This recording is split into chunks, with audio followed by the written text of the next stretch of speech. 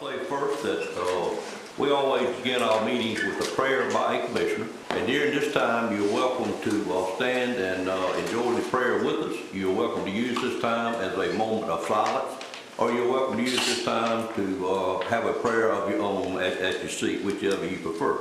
We also start our meetings with a pledge of allegiance, and at this time, I'd like to call on Commissioner Lou Richardson to have the invocation. Ms. Lou. Stand, please. Let us pray. Oh Lord, our God, we come to you with praise for this day that you have allowed us to come together to worship you for this day. Help us to use it for your edification. Help us to reach out to those that are in need for a special blessing. Bless us in the world that we live in, for all the suffering and disasters that we are going through. We ask you just to take us by our hand and help us to reach out to those that are suffering because they are in need. We ask you to bless our nation and keep us safe. For us in your name we ask God all. Amen. Amen. Amen. Will you join me in the pledge? I pledge allegiance to the flag of the United States of America and to the republic for which it stands, one nation, under God, indivisible, with liberty and justice for all.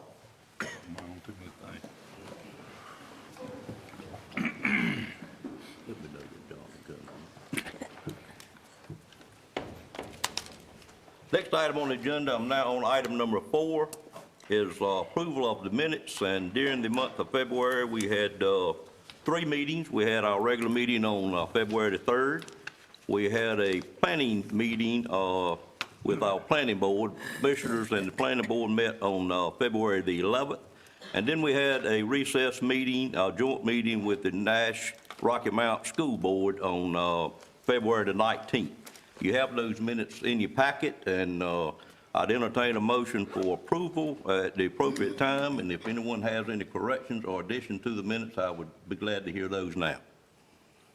Move for approval. Second. I have a motion by Commissioner Outlaw, second by Commissioner Wells to approve all 3 sets of minutes. Is there any questions on that motion? Seeing none, all in favor of the motion, let it be known by saying aye. Aye. Any opposed by like sign? Minutes stand approved. Do I have a Scott Hill present at this time in the audience? Oh, okay, you are here. Were you expecting the chief to be with you, Scott? He was planning on attending this morning, but I think he got called away. Okay. Do you want me to proceed, or you want me to wait a minute? It's your choice, sir. He's not going to be here. You proceed forward. Okay, all right. What we have here is a resolution to support the naming of the Sunset Avenue and Interstate 95 Bridge in memory of Christopher J. Driver. And I have asked, since this was located in his district, Commissioner Outlaw, if he would present this resolution, and he was happy to do so. And Commissioner Outlaw, if it's okay, I'll turn it over to you this time. And then if you want to read the resolution, and then we'll have a presentation up front. Thank you, Mr. Chairman. First, I want to thank Scott for reaching out and asking us to consider supporting what the city of Rocky Mount had done in naming this bridge across 95 at Sunset Avenue. So thank you for reaching out to me. We're honored to do it. I'm going to read the resolution, then I'm going to step down front, and I'd be honored to take a picture with you if that would be okay with you.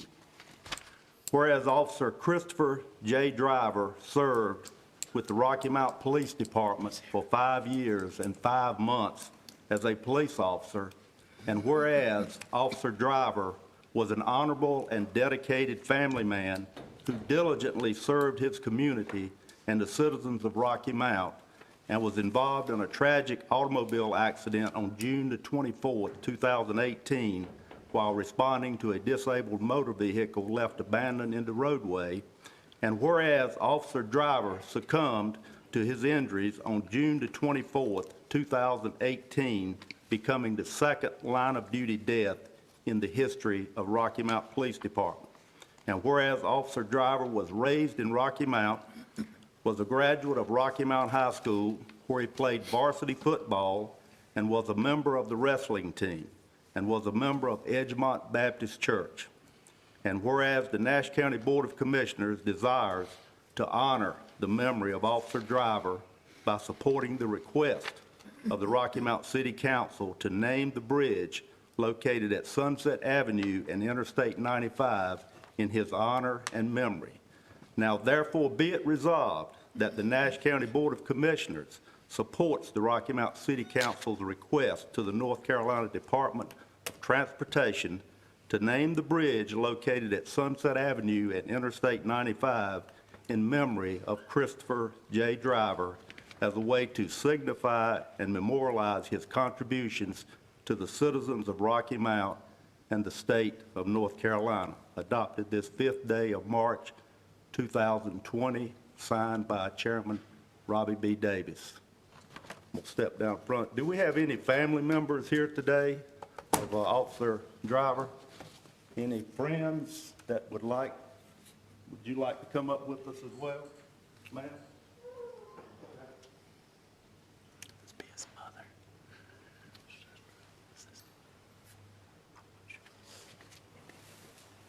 Sir, thank you for the opportunity to do this. We're very honored that you've given us the opportunity to do this resolution.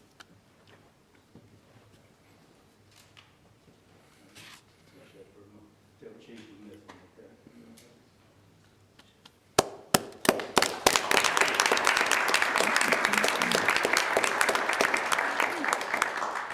I would say if any of our other commissioners would like to make a comment, then please feel free to do so. Commissioner Outlaw, I appreciate you bringing that to the board's attention. And of course, it's been located in your district.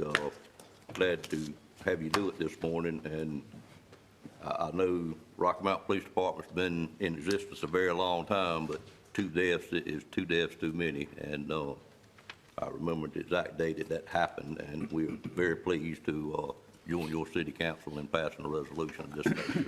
And a great honor it would be, because that particular area of our county and city is going to get a lot of attention over the next few years, and be a great time to get this done. But I appreciate y'all being here this morning as well. Any other commissioner have a comment wish to make? Well, I didn't know Officer Driver, but anytime we have people who put their lives on the line for our safety, and a tragedy like that happen, I certainly feel honored to honor in naming a bridge after them. Thank you, Mr. Belfield. Okay, we're now on item number 6, which is the monthly report that the commissioners have asked to be done each month on our detention center. And Mr. Boone, I was told you were coming in right at the last minute. Are you prepared to go ahead and start, sir? Yes, sir. All right, I'll call on our facilities director, Jonathan Boone, to make his presentation, and then we'll move right on down the list. Good morning, sir. Good morning.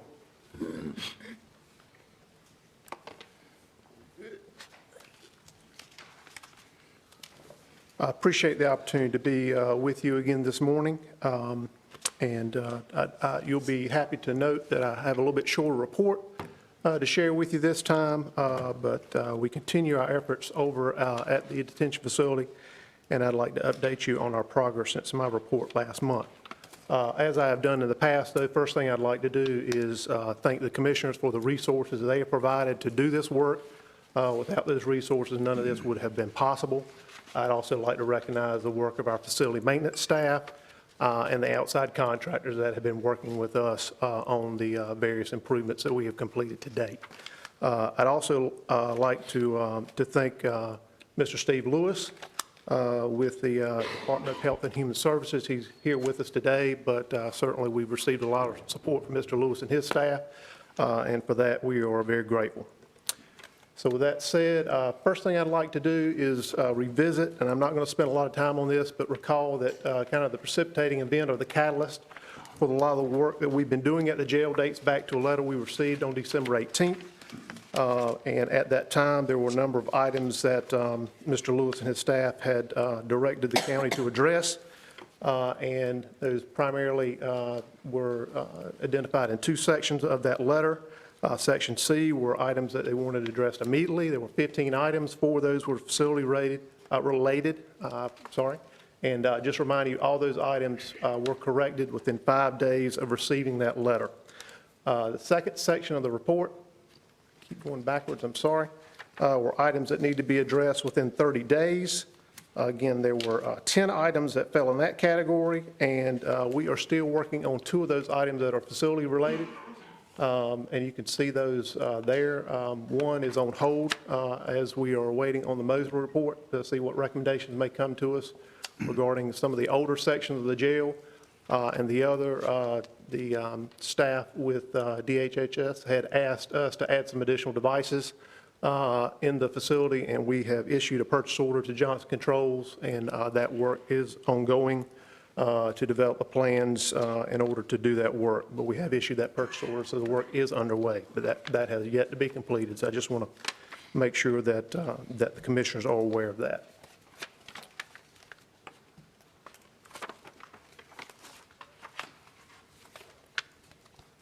Next. Thank you. All right. Also, each meeting, we just want to remind you the funds that have been allocated to do the work at the jail to date. First were the funds budgeted in our FY20 capital budget in the amount of roughly $550,000. There was also money programmed or approved, rather, for some plumbing improvements to the north-south section of the jail to the tune of about $112,000. And then finally, although not specifically in the jail, there were funds allocated for modernization for an elevator in the sheriff's office. Those are the funds that we've been working with to date to complete the improvements that I'll share with you today at the jail. Next item, again, I've been providing you this information with each monthly report. I just want to revisit that. When we first met in January, you can see that work that had been completed to date or either committed totaled about $350,000. When I reported to you in early February, February 3rd, that number had increased to $542,000, and you can see how they were allocated across those various categories. And I will say that the distinction between dorm renovations and compliance can be a little blurred, but nonetheless, that's how I've allocated those costs to date. And then as of today, next slide, you will see that funds either spent or committed total roughly $632,000. That is an increase of roughly $90,000 from my report last month. And the differences you'll see in terms of actual expenses, so expenses paid have increased about $140,000. Committed dollars has reduced to about $51,000 less than last month. That's because some of the work's been completed and paid, so it moved from committed to actual. But again, total improvements committed to at the facility, $632,000. Now, it may occur to you that $632,000 is more than the $550 that I referenced earlier in the FY20 capital budget. And the reason that is because some of those improvements have been funded out of our public buildings account, our general fund account. So the table you see at the bottom, smaller print, I apologize for that. But that breaks those expenses down into those two categories. So projects paid for out of the capital project, the $550,000, and then also some improvements that have been funded out of our general fund budget, our building maintenance account for the jail. And we have reallocated, because of the need, we have reallocated to some of the funds that were earmarked for the elevator modernization. We have used some of those funds for some of the work that we're doing. So I just want to be clear on that. Hopefully that's not too terribly confusing. But if you have any questions, I'll certainly be happy to try to answer those. All right, next slide. So in terms of work that we've focused on since my report back in February, primarily falls into 4 categories. First is some plumbing revisions over in dorm 4 and 5 at the jail. Then some plumbing and other miscellaneous improvements in the newer dorms in the facility, dorms 1, 2, and 3. We've continued some work in a lockdown dorm, former female dorm, now segregation dorm for males, repainting those cells there, of which there are 18. And then finally, some other miscellaneous improvements. So I'll run through those quickly.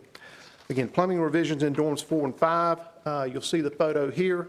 As part of our work on the jail and discussions with the state and the sheriff's office, There had been some discussion about the possibility of housing females in this dorm. These are the dorms that were constructed in the early 90s. They have the mezzanine in the dorm. And as you can see, the picture on the left primarily have housed males in that dorm in the past. In order to potentially house females, we removed the urinal that was there and replacing that with a commode. And that second photo that you see was a bit of a surprise when the contractor removed the commode. When that was installed, I would say they didn't take a lot of care in coring the center block. They apparently decided to use a sledgehammer. So we had a little work we had to do there to repair the wall. If you go to the next slide. So you'll see that work there. Walls repaired, and then the picture to the far right, we installed a commode in each dorm such that the sheriff's office could populate those dorms with males if they're so inclined. And there are a total of 18 beds in each of those dorms. That was needed for that purpose. So that work has been completed, and those fixtures are operational. We have also upgraded some of the plumbing in the pipe chase, so behind the wall, behind the fixtures, so that the fixtures that we have in those dorms are more reliable, less susceptible to disruption in service. So we've also completed that work since early February. Next slide. We've also continued some work in dorms 1, 2, and 3. The Sheriff's Office had requested that some hooks be installed, some towel hooks be installed. Heretofore, inmates have been hanging their laundry, their towels on their beds, on shower curtains, basically on anything they could use. In order to tidy that up a little bit and hopefully improve line of sight in the jail, the Sheriff's Office had asked some hooks be installed. These are actually photos of some hooks that were installed in dorm 1. But after they were installed, determined that they actually would like those to be configured a little bit differently. So just to let you know, we've reinstalled, removed and reinstalled those hooks in dorms 1. So that's work that's been completed, and we'll be looking to do the same in dorms 2 and 3 as the Sheriff's Office has time and availability, so that we can get our employees in and they have guards to monitor the work and to monitor the inmates. In addition to those towel hooks, we've also completed, again, some work in the plumbing chase. The plumbing dates back to the late 90s, 1998, plus or minus, when those dorms were constructed. And again, for that infrastructure behind the wall, we've spent a great deal of time and energy upgrading those fixtures, and also we've added some additional functionality in the pipe chases such that we can isolate individual units, individual sinks, individual commodes, individual showers. So what you're seeing there is cutoff valves in those first 3 pictures, 1, 2, and 3, again for showers, commodes, and sinks. And then in dorm 2, we had an issue with a mixing valve. So that mixes the hot and cold water, provide the water for the showers. So we had replaced that item again since our last report in February. Next category, work in lockdown dorms. This work has been ongoing. I reported on this at our last meeting. Again, these are the segregation cells, again, of which there are 18, two bunks to each cell. We had an issue shortly after males were reintroduced in this area where some of the center block was damaged. This was added, I believe, during construction. It was not a structural element. It was really more of a cosmetic element. And some of that center block was damaged in one of the cells, so I made the decision that we needed to go ahead and in consultation with the Sheriff's Office and Department of Health and Human Services to basically remove those center block. So we've been working on that. We've completed the work in 17 of 18 cells, and we repainted the entire interior, decided to repaint the entire interior of those cells, which to my knowledge had not been repainted in some time, and repainted the bunks. You can see the picture to the far right. You can see some corrosion on the wall panel behind the sink commode combo. So again, that area was cleaned, treated, and repainted. So the next photos will show some of that work. You can see that there where the wall has been repaired, and again, the panels behind the sink commode fixture are treated and repainted. Next photo. Just additional photos showing that work. So again, to date, we have completed 17 of the 18 sales. We have 1 sale left, but we have put a pause on that work for the time being at the request of the Sheriff's Office due to need for that sale in lockdown dorm. Did not want to take that offline at the moment, but as soon as that is made available to us, we will complete that work. At least in terms of painting the walls, ceilings, bunks, and removing the center block. We've also installed some additional cutoff valves for that same dorm, segregation dorm. You may recall last month you saw the photo in the middle, the photo to the left, where we installed some cutoff valves to isolate individual fixtures in the cells. But the photo to the right, and this may be a little disorienting, but we're looking down on some valves. This is a mezzanine level above the cells. We've installed some valves where we can isolate half the dorm at a time, so 9 cells simultaneously by turning a valve. So we can either isolate a cell individually, or we can isolate 9 cells at one time through use of these cutoff valves. So that work has also been completed since February 3rd. Next slide. I mentioned some miscellaneous improvements. The photo you see here, a photo to the left, shows some tile that was missing in the kitchen in front of one of the kitchen elements. And we had a contractor come in and replace 4 of those missing tile. You can see that photo to the right. So we've completed that work since last month. We've also added some roof mats on the roof. That was an item that had been cited in the December 10th inspection. Around the HVAC elements on the top of the jail, and you can see photos here of that work. I believe I'd reported at the meeting last month that the commissioners had approved in late 2019 security system enhancements for the jail to the tune of about $182,500. Again, just want to remind you that contract has been signed. And it's my understanding that Johnson Controls will start work on that project as early as the middle of this month. Also make you aware the need had been identified by the Sheriff's Office for some additional cameras above and beyond what was included in the initial proposal. So we've also executed a rider to that contract, or we would typically refer to that as a change order of about $6,600 for additional 4 cameras, 1 camera in dorm 4, 1 camera in dorm 5, and 1 camera in each of the isolation cells on the west side of the facility. Anticipate work will begin on that project by the middle of this month.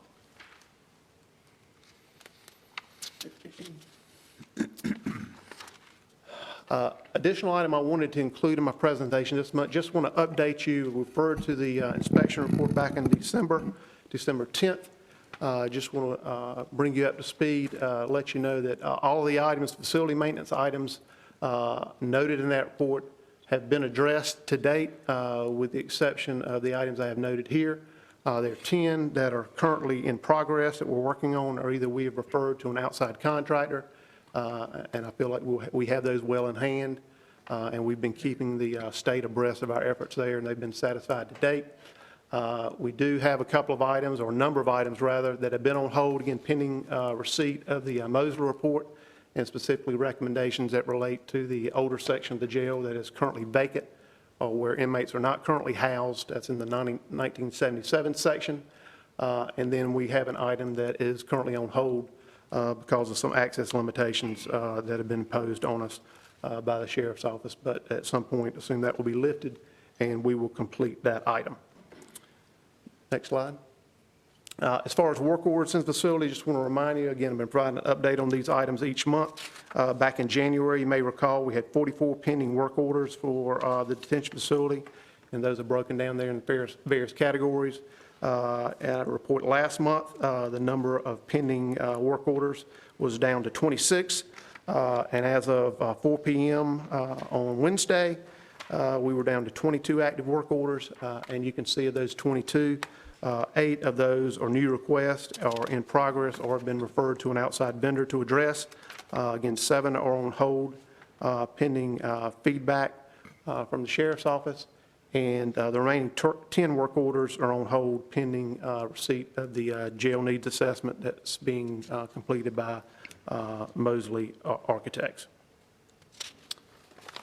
And finally, moving forward, again, this is a slide I've had in my presentation previously. Had indicated that we would be working with the Sheriff's Office to develop a monthly checklist where we would jointly go through the facility once a month, kind of our own inspection, if you will, in advance of those semi-annual inspections completed by the state. We did meet earlier this week, Monday the 2nd. We've developed a preliminary checklist. I'll show you here in a second, and we anticipate completing our first monthly inspection next month using that list. If you advance the slide. You can see that there, two-page list, fairly comprehensive, includes both facility maintenance items, general housekeeping, which falls in the purview of the sheriff's office, but generally a comprehensive list. Many of the same things that Mr. Lewis and his team would be looking at when they come, so hopefully we can be out ahead of them and minimize any issues moving forward. Other items that we're working on, again, we want to initiate a regular schedule of testing the smoke purge fans in the facility. We completed our first inspection last month with the fire marshal's office on the 6th of February, and we have our next inspection scheduled for next week on the 10th. We're also looking to commission an annual inspection by an outside third party. Johnson Controls installed that system, so we're in conversation with them about that annual testing. We're waiting on a response from them now about that. Also, again, we're looking forward to resuming work in the jail to address facility-related needs and items needed to address employee and inmate-related safety concerns. And then finally, continue our work with the Sheriff's Office and certainly the Board of Commissioners to implement economically viable facility-related improvements and needed security enhancements geared towards providing additional housing capacity in the detention facility. And that concludes my report. Are there any questions about any of the items that I covered, or maybe any of the items that I omitted in my report today? Any commissioner have a question of Mr. Boone at this time? Mr. Belfield? I was looking at the pictures on plumbing revision. What quality of pipe are you using in making the revision there? We're basically using the materials that would be dictated by the plumbing code and reviewed and approved by our building inspectors. And what does the code require? Typically, that's going to be PVC.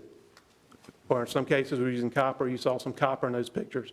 But basically, whatever the plumbing code requires is what our contractor would use. I'm also looking at the picture on the tiling. Yes, sir. Is that tiling, is it the quality that maybe you have traction and not easy to fall on? I would say Especially if typical it's wet. commercial tiling you would see in a kitchen. Certainly, there's a lot of water introduced in the kitchen, so that is a concern. But we're trying to be mindful of that. But certainly, there's always risk of slip and falls in the kitchen because of the amount of water that's on the floor. But what we were trying to do there is minimize water ponding and minimize that risk to the inmates and the staff. Okay. Other questions of Mr. Boone? Mr. Boone, I appreciate you being here this morning, a good report. I will say, I saw one of your maintenance people on the way in this morning, and he was explaining to me that during their lunch break, they looked at our meetings. So again, and of course, my question was, don't you have something else to do on your lunch break besides looking at the commissioner meeting? But I do want you to make sure you let them know how much we appreciate them, how much that we appreciate the work that they've done over the last 6 months. I know they've worked a lot of hours, and I know they worked on their own time, of course, to get paid for it, but after hours quite a bit. But I just appreciate everything you particularly, and your staff particularly, has done to help us work through these items. And if you'd make sure you let them know on behalf of the board, we'd all greatly appreciate it. Appreciate that. It does mean a lot to the staff, so thank you. Thank you, sir.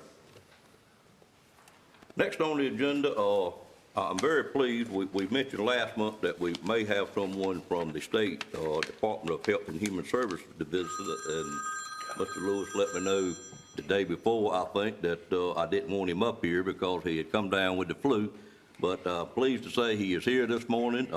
Steve Lewis, who is over all the jail inspectors throughout the states, and Mr. Lewis, remind me of the number again, 113 or 133? There are 113, actually 112. We had another one closed. Well, that's not true. I'm sorry. 113 because we had one closed and one open back up to this week. Okay. So 113 jails throughout the state that he's responsible for. In addition to that, I think you have hospitals. Yeah, about 6,000 other facilities of the medical field. Well, I'm still amazed at the amount of time that you had devoted to Nash County the last 12 months, and I want to tell you before you give your presentation how much it's appreciated. I didn't know you at all, but I appreciate your dedication. I knew some of your staff by my work on the Building Code Council. Some of them have helped us through some of those things. But I'm just amazed at the time you spent with us, and on behalf of the board, we want to thank you for doing that. Thank you, sir. Thank you for being here this morning. First, I'd like to thank you for having me here today. I do apologize profusely for February. I was ready to come and speak to you then, and talked to Mr. Davis, and I told him I thought y'all would all appreciate me not showing up at the time. So I had promised him to be here this time. What I'd like to do is I'm gonna go through a brief piece. I think I want to thank the staff. The county staff, the maintenance people that have done the hard work there. Thank the sheriff and his staff. They've done a tremendous job. As you know, we got involved in a more critical issue with the facility after a December inspection that we conducted. Actually, we had one in May that didn't go well. And between the May and the December period of time, we had several events, some fires and some injuries to inmates in the facility that, in our eyes, we need to look a little closer at what was going on here. The facility was due for its second inspection of the year in December, so we brought our staff down to do the inspection. And I think we sent that, the inspection been sent to the commission, and I think everybody's had a look at that.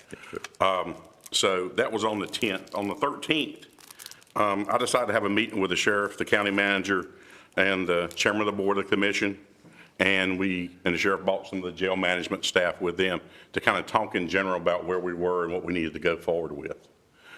We felt like that we needed some changes in the jail, and we needed some work to be done on both ends, from a facility standpoint and from an operations standpoint. So on the 18th, we issued a letter to the sheriff and the county and everybody that we were reducing the inmates to 56, so that the sheriff could safely handle the inmates that he had, and that repairs and items that could be taken care of within the jail could be accomplished. And since that period of time, we've been back a whole lot of times. And each time we've seen improvement in the facility. I think if you had visited the facility in December and you were to walk in it today, you would kind of wonder, is this actually the same place? I think they have done an excellent job with taking care of that. We did come back on the 30th to check progress that was made from the items that we put out. As Jonathan showed you, there were some items that needed immediate attention. We had some fire alarm. The fire alarm was not working. The smoke evac system was partially working. And the things that we had listed on that thing were things that we felt like needed to be taken care of fairly quickly, because there were some hazard to the inmates as well as to the staff of the facility, and very responsive. The county staff was very responsive, and so was the sheriff very responsive in taking care of the items that we talked about. From that point on, we were here on the 10th of January, where we did expect some more progress that was made, and we actually increased the capacity from 56 to 86 inmates to try to help accommodate the growing need that the sheriff was getting. On the 17th, we came back and did check for progress again. We still had some outstanding items, but like I said, it's an ongoing process. We didn't do any increasing of inmates at that point. We were back on the 24th. I've been here about every week. Matter of fact, I thought this morning when I got to the exit, my car just couldn't help from veer off to go this way. So on the 24th, we did another inspection of progress on the items, went through them with the staff, with the county present, with the sheriff's staff present. And although I don't recall off the top of my head, the sheriff was there for most of the inspections, and Mr. Davis was there for most of those inspections, and I was thankful for both of those so we can convey our concerns and our things that have gone on. So on the 24th, we did another inspection, January the 24th, and we upped the capacity to 116. Okay. We were back on the 13th of February, and at that point, we did more checking, more progress has been made, and we upped the capacity to 136. On the 26th of February, we had an inspection, we had progress, and we increased the inmate capacity to 154. So as of the 26th, we had put back in the hands of the sheriff, from a capacity standpoint, dorms 1, 2, and 3, the segregation section, and dorms 4.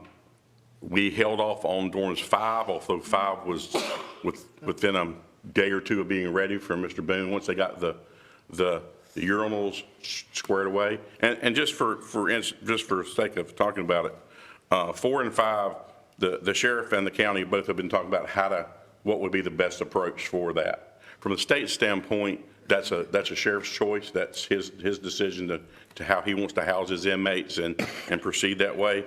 The only thing was that with urinals in the two units, it restricted it to only 16 inmates, because if it was females.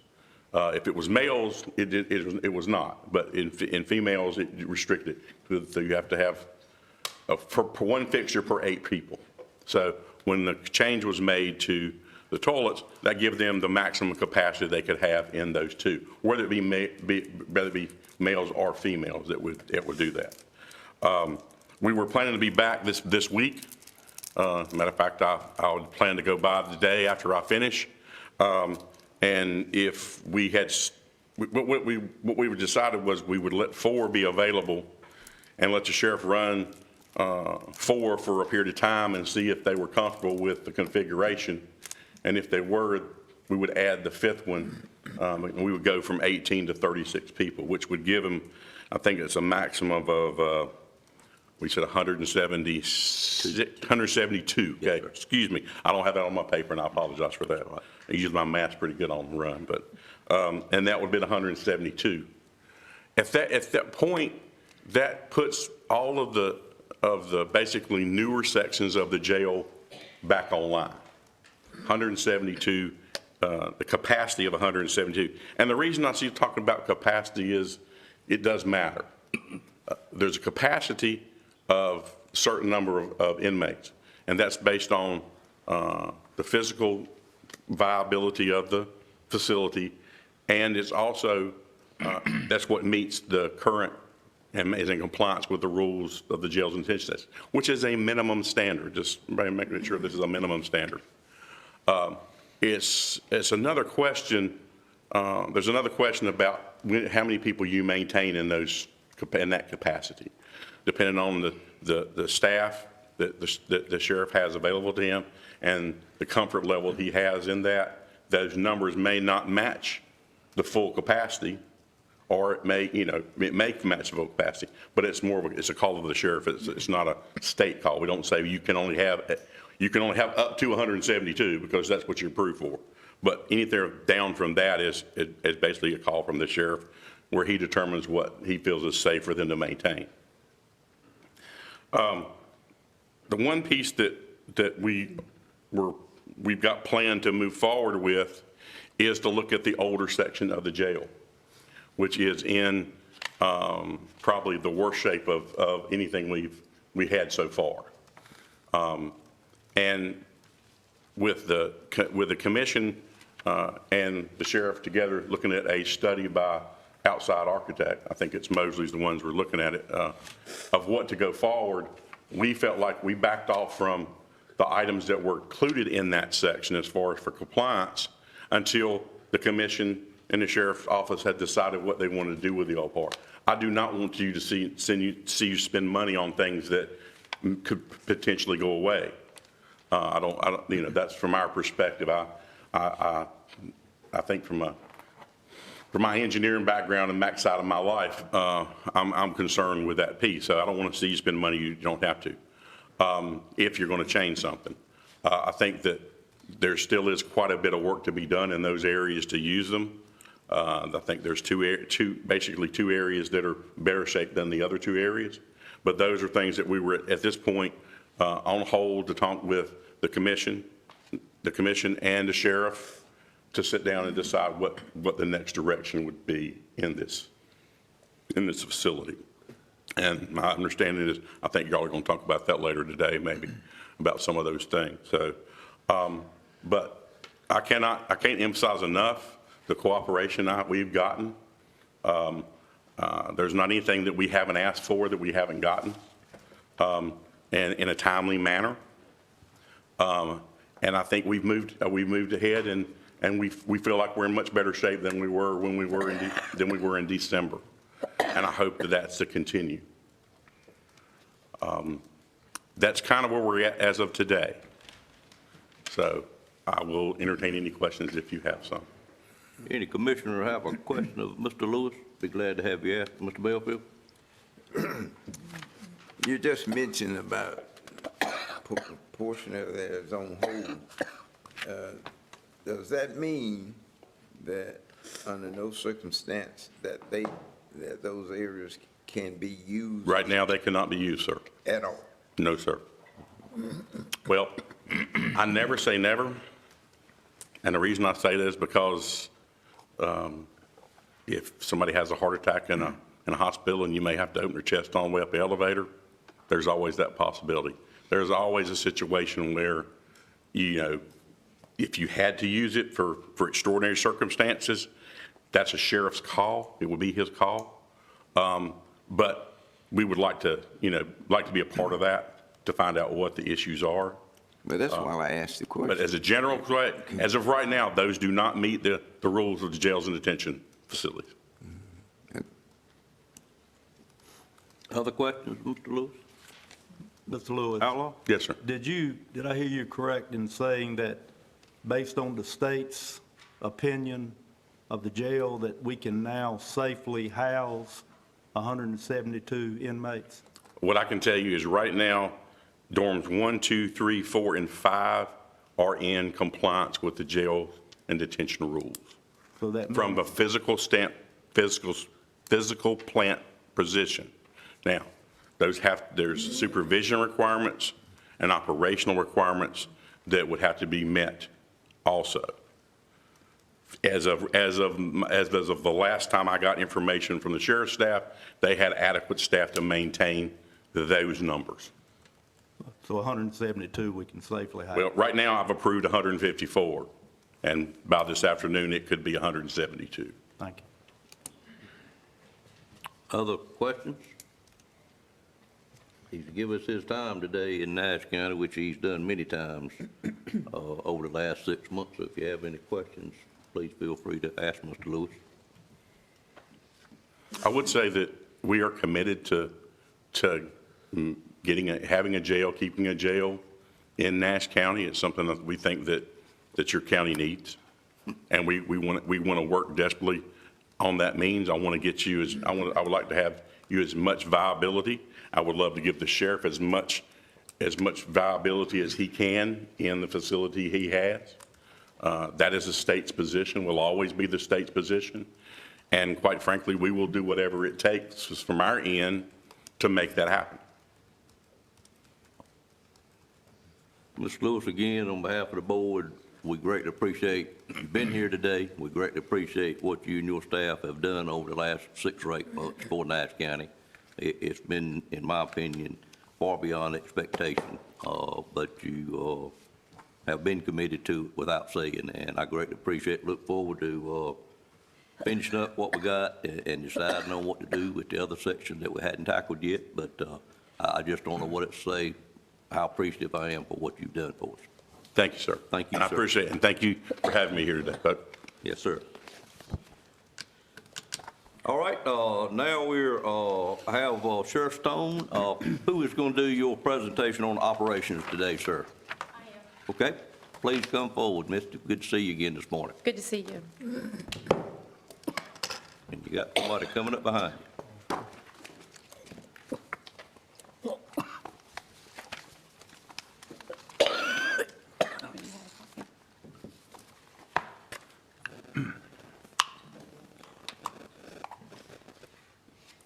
Good morning.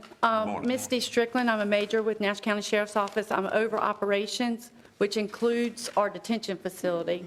Mr. Lewis, thank you for you and your team, and it's been a pleasure working with you through these couple of months. And to the commissioners, we thank you as well. Our briefing this morning is going to be pretty short. It's pretty direct, and we'll begin with our update. As you can see, we are waiting to receive and review the Mosley report to see what relief it offers.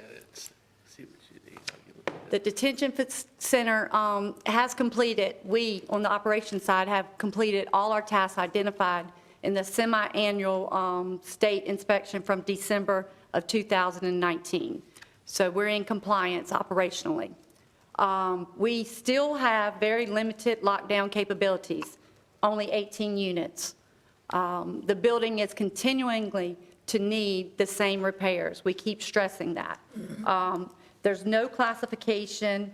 We have open dorm settings. The design and the flow of the building is an old facility, and it's not good for direct supervision. Again, only 18 lockdown cells. Our more violent inmates are not here. They're not being housed right now here. They're off at other detention facilities where we're getting called daily to come pick them up because they are too violent for them. So that's what we're dealing with. Maybe this afternoon it'll be 172, like you asked, Mr. Outlaw. That's not the right beds, though. You got to consider gang affiliations. You got to consider violent behaviors. You got to consider suicide watch. You got to consider mental health issues. You got to consider medical issues. You have to consider the elderly. You have to separate those individuals. So having 172 beds is great on paper, but in reality, it does not work like that. Again, we have offered for each of you to come down to shadow our detention officers and see the operational side of this. You would get more of an understanding of how a detention facility operates daily. We are at a loss right now because we do not have the capability to lock these inmates down. It's open bay settings. It's very violent inmates. And I don't know how to stress that enough. The minimum standard, Mr. Lewis said this is the minimum standard the state is requiring. We don't want to operate at a minimum standard. Our detention officers, they are in this environment 12 hours a day, 2 shifts, day and night, having to deal with these inmates. It's a very volatile and violent and fluid situation. We need your help to make a safe environment for our detention officers and inmates and community. We are stressing that. We continue to stress that. We appreciate the work that's been done. We do. We appreciate the painting. We appreciate the plumbing. That does not take care of the security issues. That does not take care of the violence. We are at a loss. We need your help. We need lockdown facilities. We are awaiting the Mosley report, and hopefully we will get some relief. We said this in the beginning of last year, that this is critical, and it is still critical. Any questions? Any questions of Major Strickland? I just have one question. Yes, sir. For the inmates that are off-site, are they in lockdown units Yes, sir, they're having to off-site? put them in lockdown. Bertie told us our inmates were violent. The sheriff had to go and pick up inmates. The captain at that facility was almost in tears. He said he was not used to the violence of our inmates. I guess what I'm trying to figure out, so they're in isolation. Some of them, when they act out, because when you have a dorm setting, they feed off each other. And so if you're not able to lock these inmates down, it's a safety issue. So in other facilities, they do have a lockdown. We go to Robeson County, they don't have an issue with our inmates other than the ones that are very violent, and they're putting them in a section that we need. Okay, I guess what I was trying to figure out, you say they're in isolation off-site at other facilities. They're in detention facilities off-site, or Are they in isolation? at some, they are. Okay. Every facility's different. Well, I just heard you say they were off-site, and I assume if they're if they're really violent, they've got them in isolation. Yes, sir, some of them, yes. I'm just trying to figure, do they have an issue Yes, sir. They're maintaining? calling us and telling us to come pick them up. So they've got them in isolation, but they can't control them? The Or are ones they- that they're calling us to pick up, the sheriff had to pick up 10. Okay, so they're in isolation, but they can't control They're them? violent inmates, Okay, sir. I got you, I I understand. mean, they're violent. Okay. They have 24 hours a day to do and to think about what they can do to make our lives. I'm just trying to understand. Yeah, If you've it's got- just, and if you all would, we would love for you to come down. Seriously, we would love for you to be in the detention facility with our our detention officers, and you would probably get a better understanding of it, the operational flow of it. Thank you. And we would love it this afternoon. Any other commissioner have any questions of Major Strickland? I just not understanding something. If you got a violent inmate, I don't care how violent it is, in the off-site facility. Right. And he's locked down in an individual cell. You still have to feed them. Why are they you still having have to have problem with access him? to them. You still have to have access to them. So they will push open the doors. They're having to handcuff these individuals in the isolation cells. These people are charged with murder, But I don't understand, if he's locked down in a cell. because you still have to provide medical for them. The detention officer still has Major to interact Strickland, with them. Is that what you all are asking? We work better if you'll let him ask his whole question and then answer the question. That's what I'm doing, sir. Well, not Go quite. ahead. Dan, go ahead. I'm just not understanding why you really have to open the door. I mean, you pass him his food through a thing. I just don't understand if he's in lockdown, Because how you he have to can be a have problem. contact with them. Just because they're locked down, they can't be locked down without having contact with them. Have you got to let him out so many hours a day or something? No, you have to provide medical to them. So the nurse has to come see them. So, You have to take them up to medical. You have to do psychological exams. I mean, there's a whole lot of variables here. You can't just lock them down and forget about them. You still have to deal with these people. And they have to have, at some point, they have to make phone calls out in rec. I mean, it's a give and take with inmates. okay, but if he's so violent, I just didn't understand why you got to really let him have all these privileges, making phone We calls take and all them, that we're stuff. Is trying that to a take state them to regulation? Raleigh to safekeep them. We're trying to put them in other facilities that can handle their behavior better than the local facilities that we're using. Okay, I just, It's a lot of dynamics with inmates. maybe I was under the impression, if you lock him up, Then you're done with them forever? No, sir, you still, feed him and he's got water and, no, toilet sir. and There's you still a don't lot of have to deal civil with it. liberty issues that we can get sued for. well, how much do you deserve if you're that violent? It's 2020, they have a lot of rights. Mr. Chairman. Other questions? Basically, a comment, not really a question, but I hope that when the Mosley report becomes visible and is reviewed, Yes, sir. I hope that I know we're probably going to have isolation units, Yes, sir. and I'm hoping that we do something different than these facilities are doing in these isolation units to potentially curb that violence, because if we don't, then we really haven't accomplished a whole lot. Understood. Thank you, Mr. They're obviously doing something wrong there if they're too violent in an isolation unit, they can't control it. Or do any other commissioners have a Yeah. question? Mr. One Bellevue? more. Well, did I understand you to say that you have adequate staff now? That is one thing I'm very pleased to announce. We've hired, and with the limited number of inmates and the way it's set up now, as far as them not having access to the bars and being able to throw feces on these detention officers and to be able to assault our detention officers, because it's a limited number of inmates that we're dealing with, we've been able to hire and keep detention officers, and we have one that's getting ready to be hired, one that has submitted the paperwork, been through the interview process, we're waiting on their paperwork.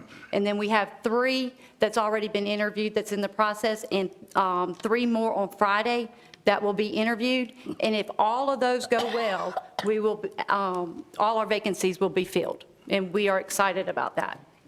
That would be great. It would be outstanding. And it's just the work environment. Again, they're able to work in an environment that they can control. What is your vacancy this morning? Excuse me, I'm sorry. What is the vacancy that you have, Major Strickland, this morning? Okay, so we have 117 inmates housed this morning? No, I don't mean, how many vacant positions do you have? Okay, in so the detention center? 8, 7, I'm sorry, 7. Okay. And like I said, if the other ones go through the process like we expect them to, we'll have 0 vacancies. All right, any other commissioner have a question? We thank you for being here this morning, and I appreciate the operation report, ma'am. Yes, sir, thank you. Thank you. Moving on now, I want to make a brief comment first, but the Mosley report that you heard mentioned several times this morning, we do intend to make that public. It was brought to Nash County yesterday. The commissioners individually have reviewed it. Sheriff, I have a meeting with you this afternoon to deliver it to you and to go over it with you. You still good with that, I hope? I am.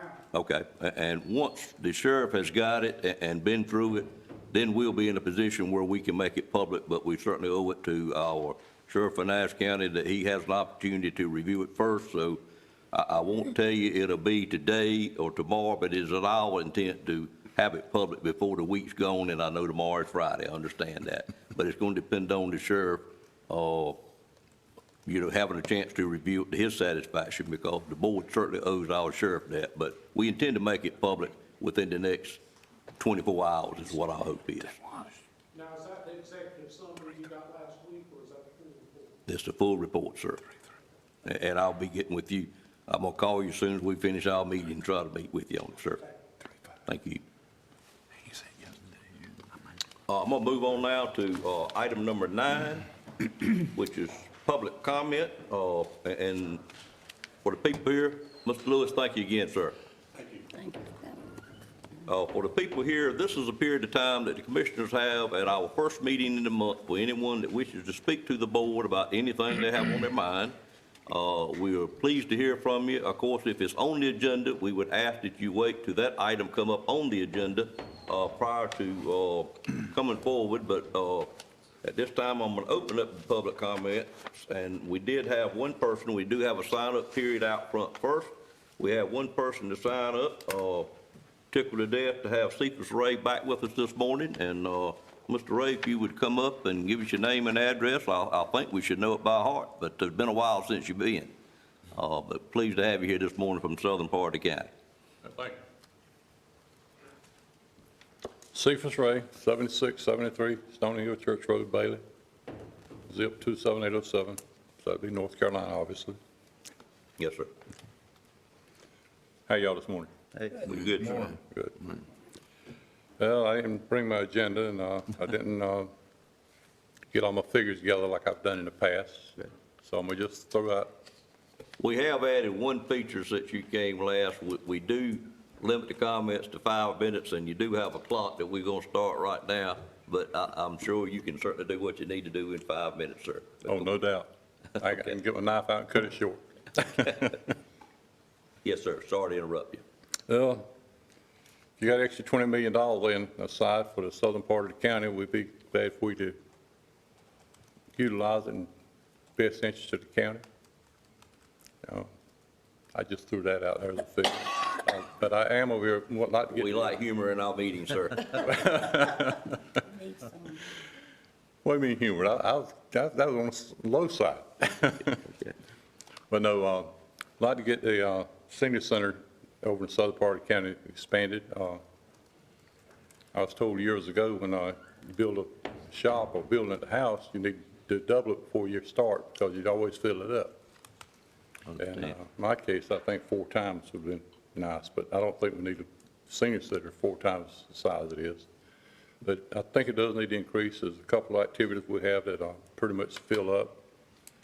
Don't have functions with food very often, but the last time the county come over for a function, we were limited to 45 people because the fire marshal states the size and the number of people. 2 days a week, usually the multi-purpose building is, section is filled up with exercising. And days of bingo is pretty much filled up. And each time, we're talking about an hour now and an hour later, but still that hour, if the area is full, it's full. And like I said, there's two things there, but the activities continue to grow. People are doing crochet, knitting, and so forth. You can utilize half the section, and the other half maybe people playing cards. But here again, it's just seemingly not large enough, and it is not large enough at times. When you had a pool in there, 2 tables is sufficient. People can wait, take turns playing. Sure. But anyway, like I said, I just think we need to increase it, and when you have a large function, the parking lot's almost full too. So one thing's going to lead to another in that situation. Years ago, I mentioned to you about having a technical college or institute over in the southern part of the county annex section. I still haven't seen anything other than just utilizing the school occasionally, or this part, the other part. And these multi-purpose rooms in the senior center could be used for classroom activities. You couldn't use it for welding and stuff of this nature. Right.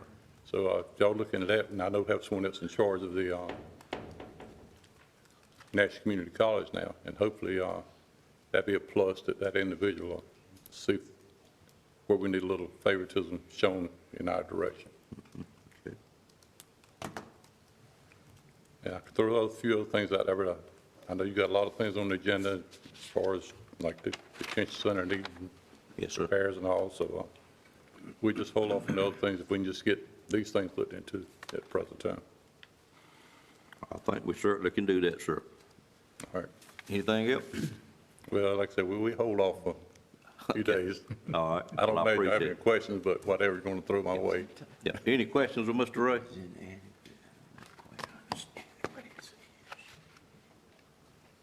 Seeing none, I appreciate you being here this morning, and again, we want to thank you for your work on behalf of the Southern Senior Center. I'm not sure it'd be there if it weren't for you starting it many years ago, and I guess that's what you thought you got this morning. You need to start as soon as you got a need, because it takes a little while for us to get something done. Oh, yeah. And on the personal side, of course, I hope it's not personal. That mailbox is going to get hit. It's my mirror. Y'all move that thing about 12 foot back toward Winters Road, I'd appreciate it. I even You didn't know know what if y'all he's give me speaking permission to of. do it. No, but we'll look into it. We'll make a note of that and look into it, sir. You say the mailbox is too close. To the road and the entrance as Okay. it turns right there. All right, understood. That's a personal opinion. Like I said, I like to take the shortest way, Right. straight line. So you drive a long bed truck, then drive like a short bed, like it's a short bed truck. That what you say? Actually, that is the situation. Okay, understood. Thank you, sir. Thank you. Good to see you this morning. That's the only public speaker we had this morning. I'm gonna move on now to item number 10. Got a lot of positive stuff on the agenda this morning. I'll call on Dave Peterson to make his presentation. Good to see you, sir. You want to try this? If it doesn't work, I'll Okay, thank you. Welcome back to Nash County. Good morning, Chairman. Thank you for having me this morning, and County Commissioners, thank you for inviting me to be here for my annual report. I'd first like to thank Commissioner Cohn, since he serves on our Regional Advisory Board, and also your DSS Director, Amy Hamlet. She also serves on our Regional Advisory Board and has done a wonderful job in that role. I'd also like to recognize Ed Masters in the audience.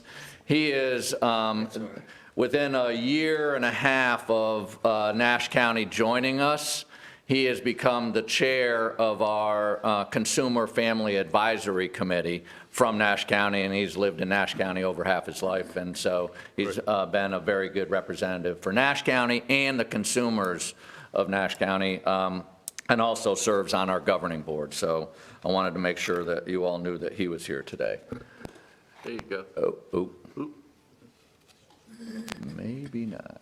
There you go. Thank you. Yeah, I'm not. You're going to steal it back? Yeah. Okay. So I made the mistake last year in assuming that folks knew what we did and just giving just an update. But in this presentation, we're going to talk a little bit about who we are, our Medicaid transformation changes. I'm going to spend most of the time with some insurance company partners potentially down the road, some of our organizational changes, and at the very end, our county data. So Trillium Health Resources covers 26 counties.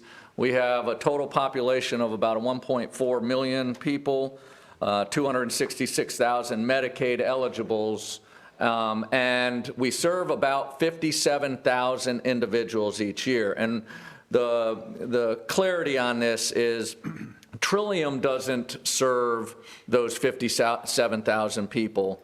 We are a managed care organization that contracts with about 500 agencies that do the mental health, developmental disabilities, and substance abuse services. And you'll see the breakdown of the different disability groups. About 71% of our individuals have a mental health need, about 20% have a substance use disorder need, and about 10% have an intellectual and developmental disabilities issues. So we spend about $475 million last year. Our smallest county is Terrell County, and our largest county, the 8th largest in the state, is New Hanover County. And as you may know, we cover over 12,000 miles. This is just a map of who we are. The interesting part about this map, we divide it up into 3 regions. I'm over the central region, which is the darker green, but you'll see in the northern region, it's 10 counties up there, and their total population is only 200,000 people. We have 9 counties in the central region, and it's 2.5 times the number of what the northern region counties total. And then in the southern region, obviously, because of Jacksonville and Wilmington, it's only 7 counties, but we have over 750,000 people in those counties, okay? Thanks. So this is what I want to spend most of the time on this morning, talking about the Medicaid transformation piece. A couple years ago, the state decided to go with a process that is taking a look at somewhat privatizing our Medicaid system, and they put out for bid to private insurance companies to serve the low to moderate risk individuals with mental health, developmental disabilities, and substance abuse services. These are the 5 agencies that won that bid, and as you can see, AmeriHealth, Blue Cross, United Healthcare, WellCare, and Carolina Complete. Some of these are national, international organizations that have served on the physical side of the house, and now they're going to be moving over to the mental health side of the house. And like I said, these folks will be managing the Medicaid mild to moderate risk individuals, okay? This map is the state's map of the private insurance companies, and you'll see that there is 6 regions, and I'll talk a little bit about, as we get into the tailored plan, this impact. So the Carolina Complete Health on the previous slide, they got awarded regions 2, 4, and 5, all right? The rest of the insurance companies got awarded the entire state. Like Blue Cross that everybody knows, they cover the entire state along with those other 3 insurance companies. And so this map, and Nash County would, I'm sure, be a little concerned on how this map looks because it's in the red area, but this map does not mean that our map is going to change in the sense of the tailored plan. I talked about those private insurance companies being the standard plan. We are going to be the tailored plan, and so let me talk about that. In this legislation, the tailored plan says there will be 5 to 7 of us. We are currently one of the managed care organizations. With that being said, there's 7 of us now. And then the state asked the North Carolina Association of County Commissioners to decide how that map needed to look for us as tailored plans.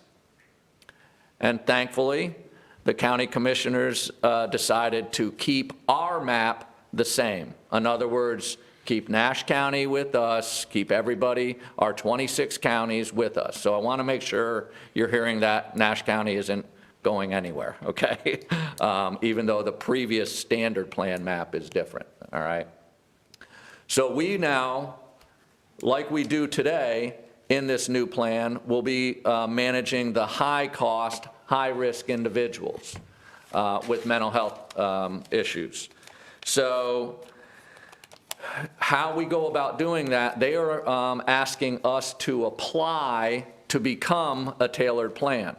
No other managed care or no other entities besides the current 7 can apply for this. So it's kind of a closed application process, which we're happy with. You know, we want to make sure that we get in. And I will say, since we are the best MCO, we will get in, okay? But that being said, they have adjusted the dates a little bit. They say the applications are due initially in winter 2020. We are now hearing that the applications are going to be due in April, and I'll talk a little bit about that on the next slide. And the big change that is going to be coming to Trillium is currently we serve individuals with mental health, developmental disabilities, and substance use. We are going to be now managing, when this goes live, we are now going to be managing the whole person. What I mean by that is we're going to be managing now their physical health, their primary doctors, okay, their pharmacies, and I'll talk a little bit about that in the next slide. So the original rollout for this was to come in 2 phases. In November 1, the first phase of this standard plan, private insurance companies, was going to go live November 1, and then a second phase was supposed to go live on February 1. But on November 20th, the Department of DHHS suspended that go-live date for the primary reason that there was no budget approval at the state, okay, which is understandable. We want to make sure, as this does go live, that the standard plan private insurance companies are able to get part of the pot of money, and that we will continue to get the pot of money for us. Now, they have said they're not going to put any time frame on when this goes live, so we don't have to gear up and then stop again, because that has happened. All right, there's been a lot of activity from the standard plan insurance companies on gearing up to go live, but it has not, they're not putting a date on that. I will say, they are saying to us that the April date for us to apply to become a tailored plan is going to happen, which we want to make sure that that does happen, because we are gearing up internally. But one of the things that they have said is they are going to give us 4 months to apply for this, okay? And then they're going to take 4 months to review our applications, which puts us into December. So obviously they're, I think, potentially moving past the elections to get this decided, all right? That being said, legislators, as you may know, come back into town April 28th. They have a short session.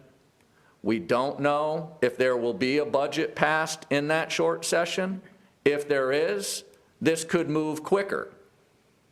If there isn't, then the budget, obviously, if nothing is passed in this short session by the legislators, then obviously it will be put off until they come back into session in January. In legislation today, it says when the standard plans go live with serving the mild to moderate individuals, the tailored plans, us, go live with serving the high-risk individuals 1 year later, all right? So this is all going to be revolving around when the state approves the budget, obviously, okay? So folks ask how this is going to impact us today. We, as the managed care organization, are going to continue to manage the low, moderate, and high-risk individuals. So there will be no difference on how folks are being managed today until the state approves the budget and moves forward with the standard plans going live. So there isn't any changes that are occurring today with individuals that we serve. We are making some infrastructure changes, and I'll talk a little bit about that. But I also want to make sure that folks are aware, if we're only going to be managing the high-risk individuals, and you heard me say that 57,000 people that we currently serve that are low, moderate, and high, our numbers are going to go way down of people served. But we're going to be managing the whole person of those numbers, all right? So when you talk about pharmacies and primary care providers, we now have to contract with every single pharmacy in all 26 counties, because they do all the medication management for all the primary care folks. We also have to contract with every primary care doctor that serves Medicaid individuals. So you can see how our infrastructure might be changing a little bit. And that's on this next slide. So we have a transition team in place that's just focusing on how to set up our appropriate infrastructure, how to make sure we're taking a close look at the legislation coming out and the budget coming out and how that's going to impact us.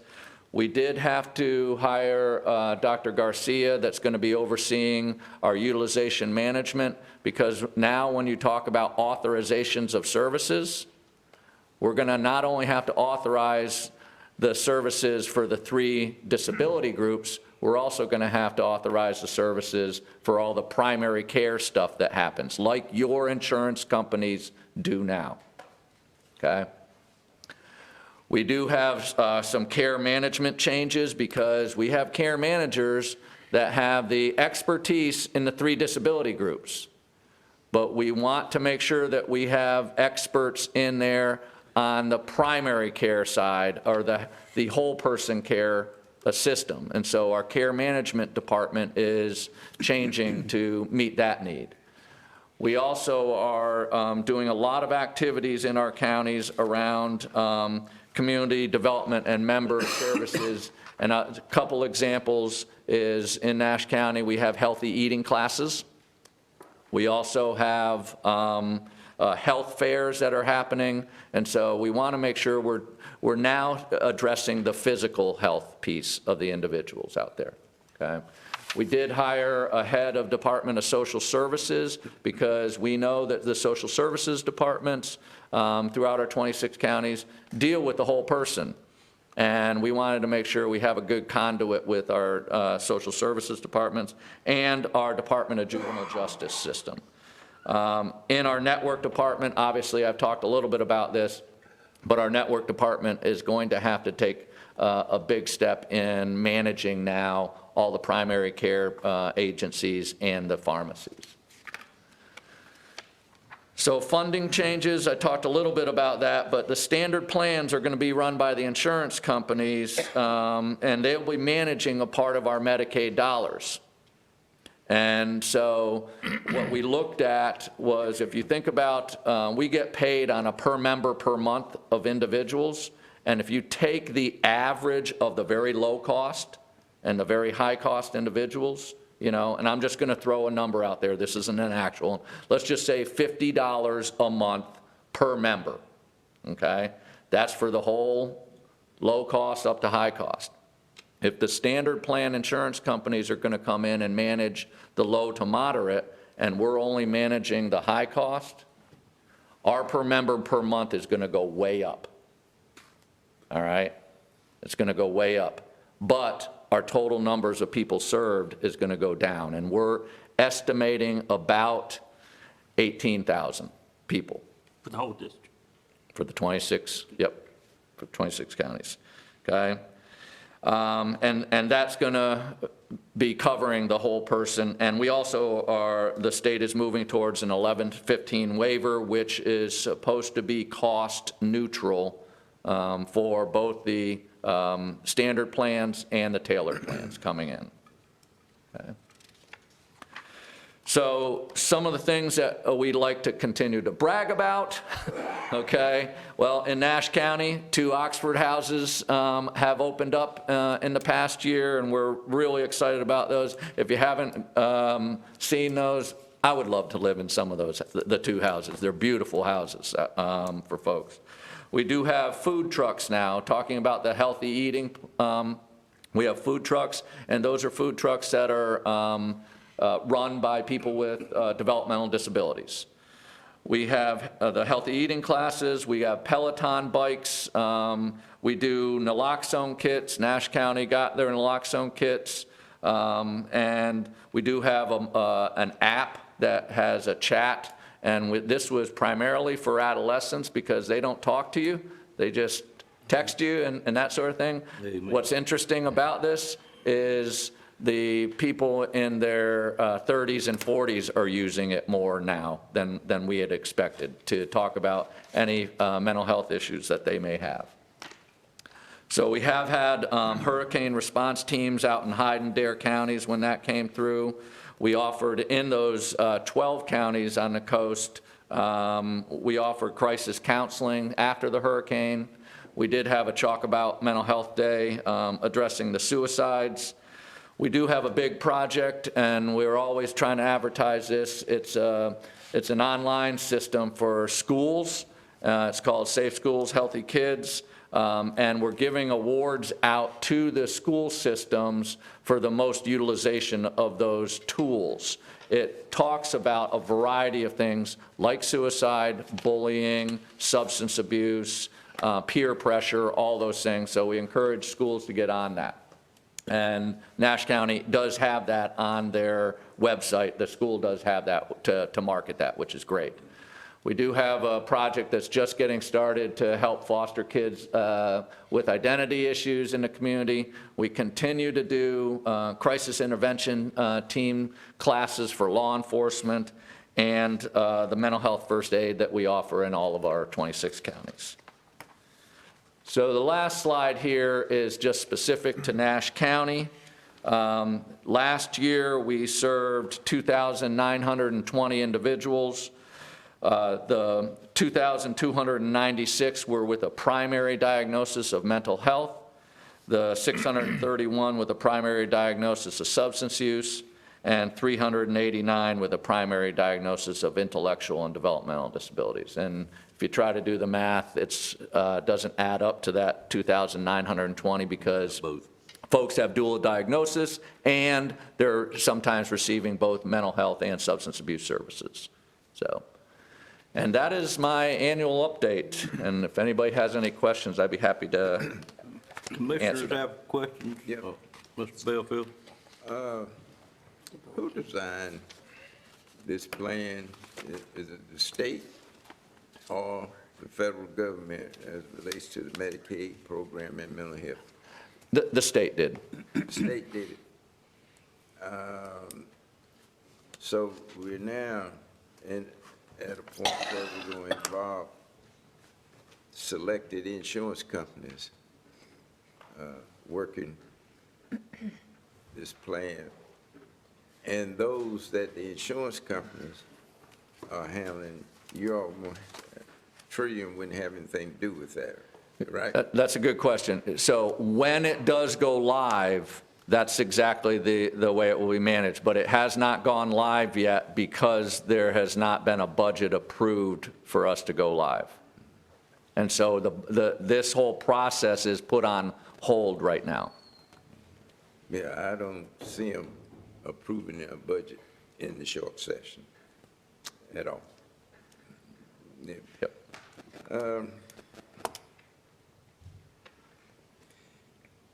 You're saying that less people will be, did I understand you correctly in saying less people going to be served? less people Are will you be talking served about by Trillium? Trillium when we go live, but the total number of people will continue to be served by both the standard plan insurance companies and by us. Are we saving any money running the plan this way? The state says People that on the this is state budget never think neutral. They think it's saving money. I, I don't see how they can unless they're gonna leave some people behind. yeah. I'm not sure that's a fair question to ask this employee. A vendor, yeah. A vendor, Well, Mr. Bell. well, I asked them because I'm pretty sure I would think that you have been through this plan and looked at it thoroughly. I have not, so that's why I have a question. And you know, you have a better perspective of what it is and what it intends to do, and possibly even some of the consequences. So that's why I asked the question. Yeah. And in the budget right now that the state has not approved, there is some funding cuts in there already that hasn't been approved. And so we're operating off of last year's budget without those cuts. So there potentially could be additional reductions in funding for our system. And I say for our system, not just Trillium, but statewide. Yeah, and what I've seen from the federal government, they've also cut. Yeah, I'm not asking you to comment on that, but it's. Thank you. It's been, it has been cut. Other questions, Mr. Bellfield? Nope, that's it. Other commissioners have questions? Mr. Peterson, I'd just like to express my thanks for bringing the report to us today. What Trillium does, it's very important as part of our community and addressing the mental health needs of our area. Thank you, Commissioner. Appreciate that. And by being on the board, I find that Dave and the rest of his staff are very dedicated to what they're doing, and we appreciate what you do. And we got a good partner in Trillium, I can assure you that. Wonderful. Thank you, Commissioner. Appreciate it. Yeah, when you look at the map, we look like we're on an island, but we're on a good island. Yeah, well, Other comments, questions? I just did want to say that I often get very complimentary remarks about Trillium. great, Often, very often. great. Thank you for what you're doing. That's great to hear. Mr. Lamb, do you have a question, sir? Yeah, I've got a couple. The one-year period when the 5 privates go live, and between that one, when they go live and the 1 year when y'all go live, what happens to the high-risk people during that time? We continue to serve them. But they'll start serving the others. Yes, but they'll start serving the, yeah, Gotcha. we continue, like we are today, we'll continue to serve those. And what is, how do you apply for, when you apply in April, do you have to do a capitation rate application and then you're stuck with that? Yeah, so what we are hearing is that our application is going to be similar to what the standard plan private insurance companies had to apply for, and we've seen what they've had to apply for. There's 58, I think, sections that we have to apply for, and that is one of the sections of how it's going to be funded. And I will say, we do know that the applications, some of the applications that were put in by the insurance companies were 4,500 pages. So the 7 MCOs, do you anticipate that they will make an application that's very similar? Will they work together? Will they propose the same rates since, or will each one propose a different rate? My guess is that each one will propose a different rate. Because if you take a look at I'll just use one of our counterparts in the central part of the state with Raleigh-Durham. That's true. Okay? They might have a higher cost, yeah. Versus, well, or it could be more if you think about how much travel that we have to do to get to individuals, you know, there's a lot of issues between whether you have folks really close by when needing emergency services versus when they're not close. I know that high-risk people, there's a lot of unknowns. What happens if you bid the number of people times the rate and it's $100 million, and because of 5 or 6 cases, it looks like it's going over $100 million? Does the state come in, or do you have to use your fund balance? Yeah. Or do you stop services?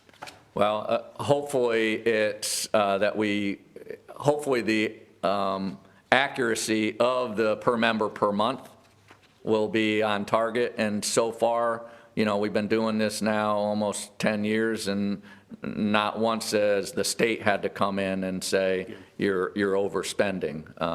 And so we have a really good finance department that can stay on top of us to manage that, Joy. So, Thank you.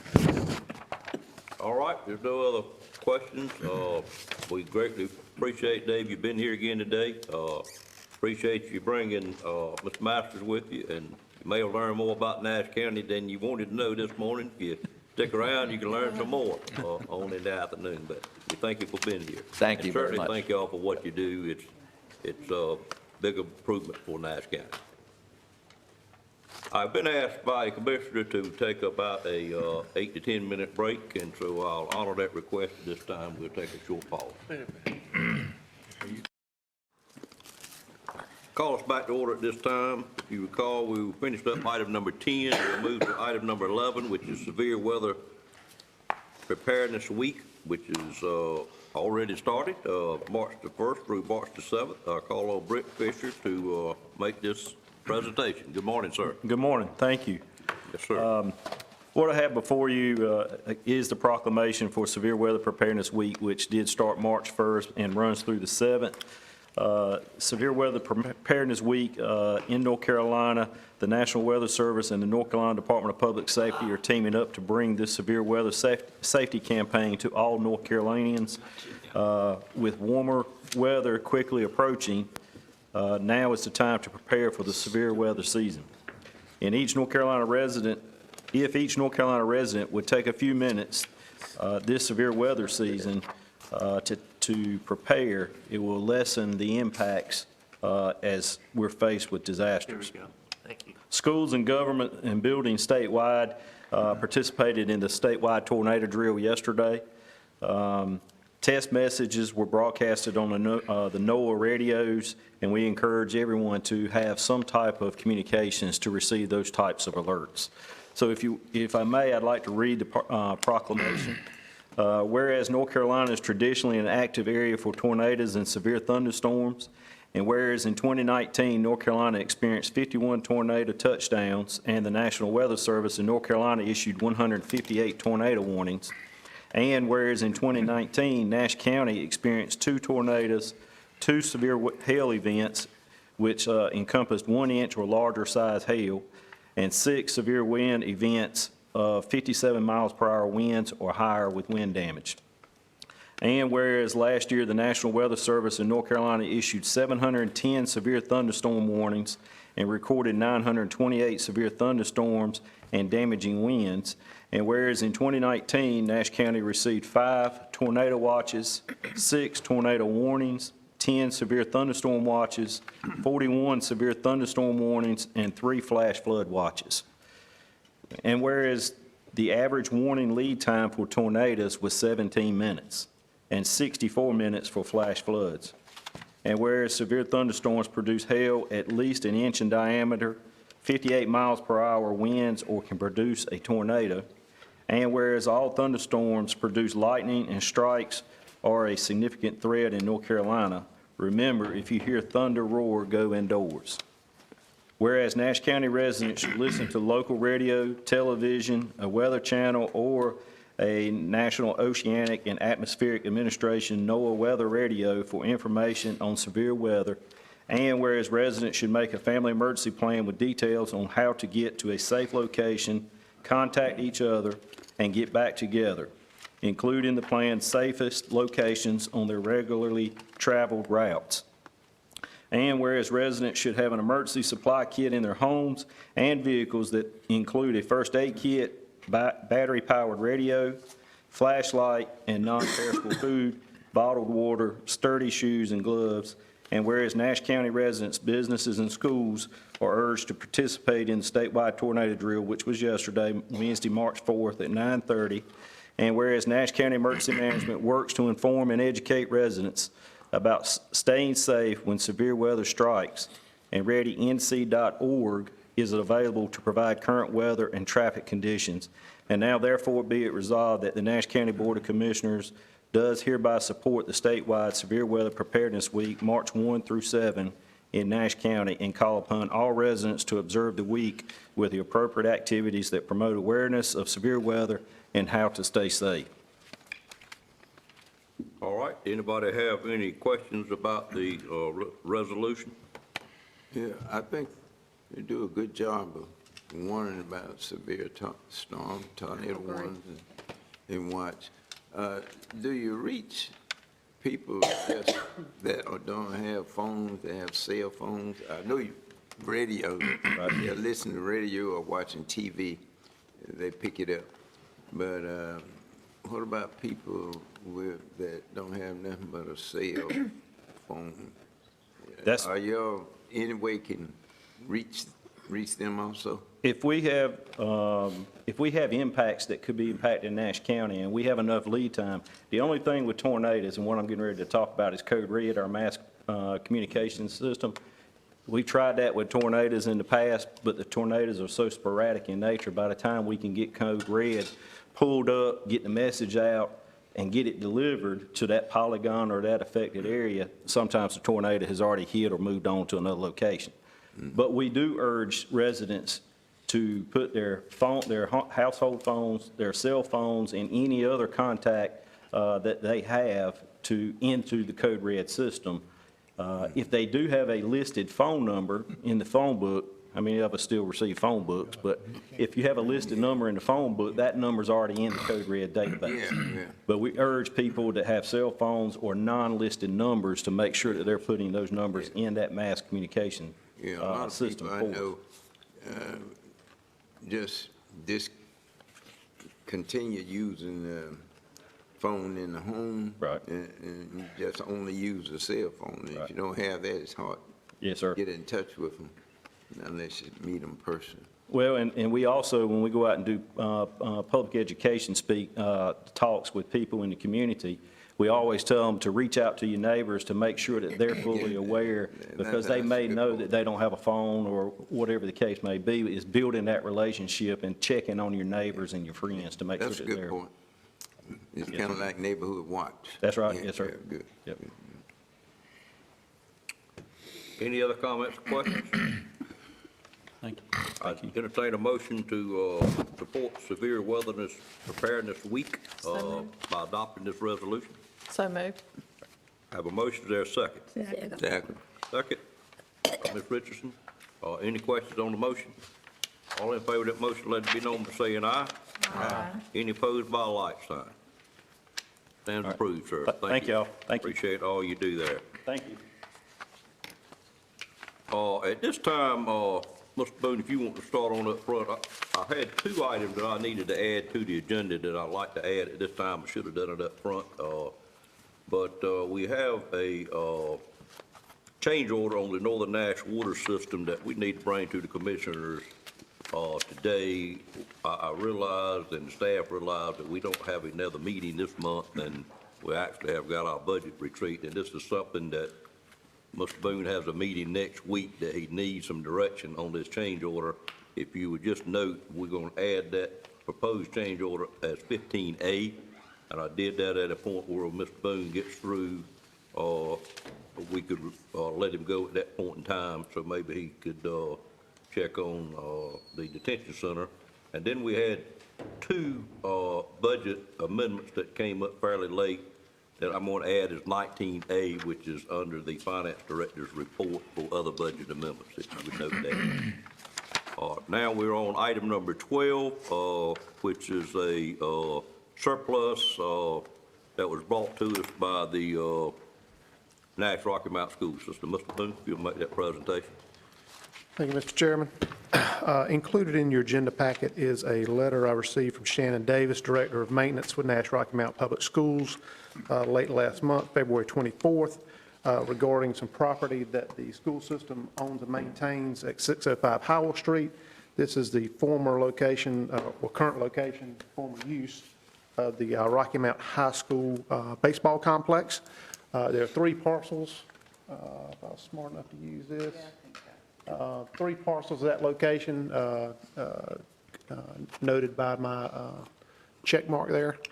3 different parcels, large parcel of the baseball field, 4.5 acres, a small parcel just north and east of that, 0.07 acres, and then a parcel across Nant Street, a little over half an acre that the school system owns and maintains. And the school board voted in January to surplus the 2 parcels south of Nant Street to the baseball field in that 0.07 acre tract. And then earlier this week, voted to surplus that 3rd parcel, half of an acre north of Nant Street.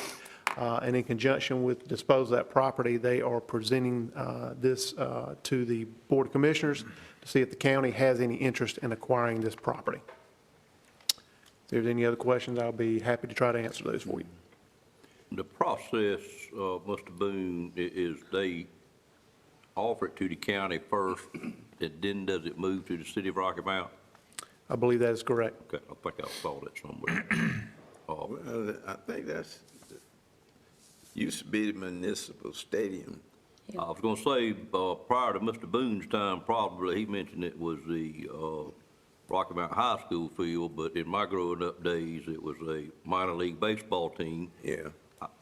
Even earlier than that, but I remember the first one was a lease, and it was very much supported by the railroad community in Rocky Mountain, and quite frankly, spent a lot of time there myself, doing things for enjoyment, probably a few things that I shouldn't have been doing at that point in time, but spent a lot of time at the stadium. The city gave it to Rocky Mountain High School.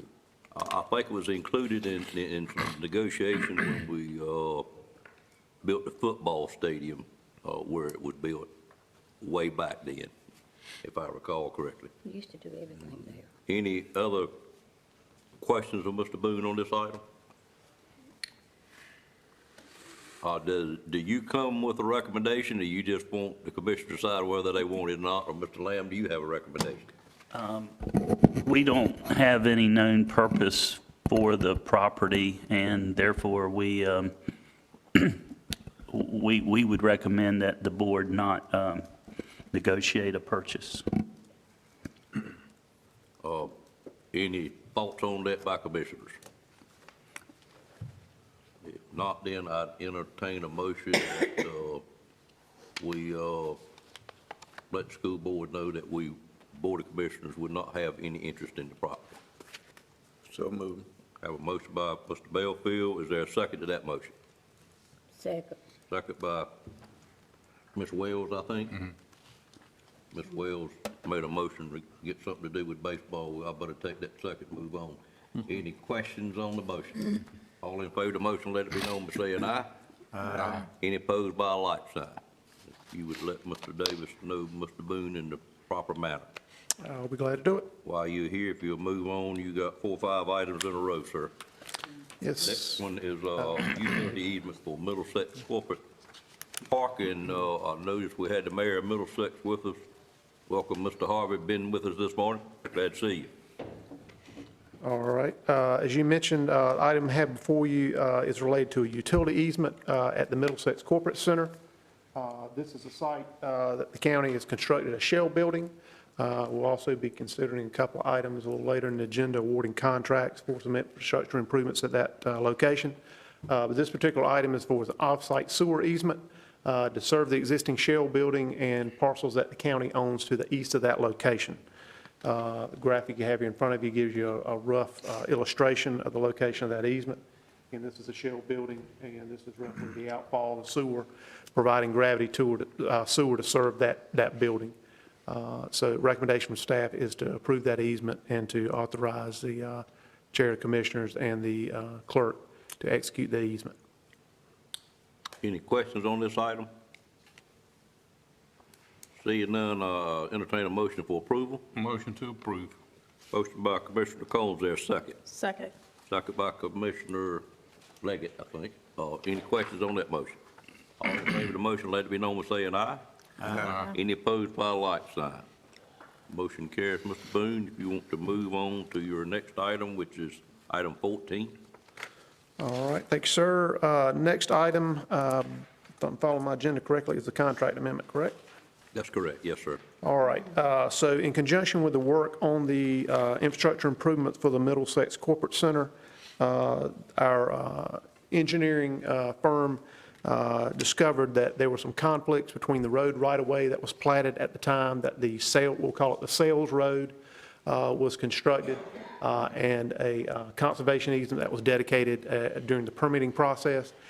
In order to resolve that matter and re-record that plat, and to address the appropriate items with the permitting agencies, we have a contract amendment in front of us to basically resurvey the right-of-way and make the necessary adjustments to the existing off-site conservation easement. And this contract amendment is intended to address that matter. We also identified the need for a couple additional off-site utility easements. So the matter you have before you is a contract amendment in the amount of $19,500 to address those two items. Staff is recommending approval. Okay, any questions on this item, number 14 we're on? Give me just 1 second, Mr. Boone. My thing shut down on me again.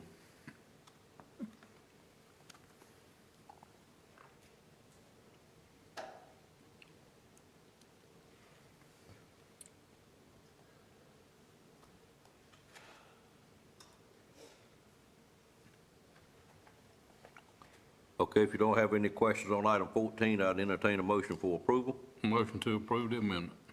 Have a motion to approve. Is there a second? Second? Second by Commissioner Richardson. Any questions on that motion? All in favor, let it be known by saying aye. Aye. Any opposed by a like sign? Item 14 stands approved. Item 15, All right, we're making great progress. we are. We're going to make a lot of progress on item 15. Next item we have, which I referred to, we did open bids on the Middlesex Corporate Center infrastructure projects earlier last month. Contract 1 on February 4th. Then we had to re-advertise contract 2. Those bids were opened on February 19th. You will see we have a detailed breakdown of the bids that were received. But the good news is that base bids came in collectively below budget. And we have prepared a recommendation to award contract 1 to low bidder Bridgepoint Civil LLC for their base bid amount of $1,385,130. 4 different alternatives which address extension of the roadway another 350 feet. That would take it to the far eastern limits of the parcels that the county owns and intends to develop, and to pave those roadway sections with the exception of a final 1-inch lift of asphalt.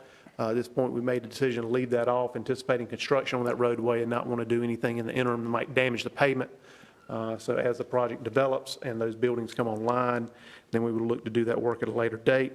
And then adding some temporary pavement markings, liquid paint instead of thermoplastic, which is what you would typically use on a final lift of asphalt, for a total contract award of $1,791,138. That is for contract 1. Contract 2 includes a 250,000-gallon elevated water tank, also some 12-inch water line to complete a water loop through the park back to 264 alternate. And we're recommending that contract being awarded to McGuire Iron. That is the vendor that is currently building the tank on the Northern Ash water system. And in addition to the base bid, we are recommending that the alternate for SCADA controls be added that will allow town to remotely monitor and operate that tank in the amount of $10,000, and that would bring the total award to $1,248,000. So the total between those two contracts being $3,039,138, which roughly ends up being about $230,000 less than our construction budget. That said, if there are any questions, I'll be happy to try to answer those for you. Any questions of Mr. Boone on these? Mr. Boone, back to the pavement. You said we are awarding alternate 2. Is alternate 2A and 2B, which Right. is for, Extension that of would the be- road, I recall, and then we're gonna do part of the pavement, but the top layer we're not doing. that is correct. So the original design, I believe, was 8 inches of stone, 6 inches of asphalt. We'll have 8 inches of stone, 5 inches of asphalt, and that will leave a 1-inch lift left to complete the project again, hopefully after the buildings come online to protect that final lift of asphalt. I hate to put you on the spot, because I should have asked you this before, but the reason we did pavement as an alternate, we were looking at one time for some assistance from DOT at a period of time. Did we get through that where we know this is our best route to do? Yes, the challenge with dealing with DOT is they can't give us a hard number. They can give us an estimate.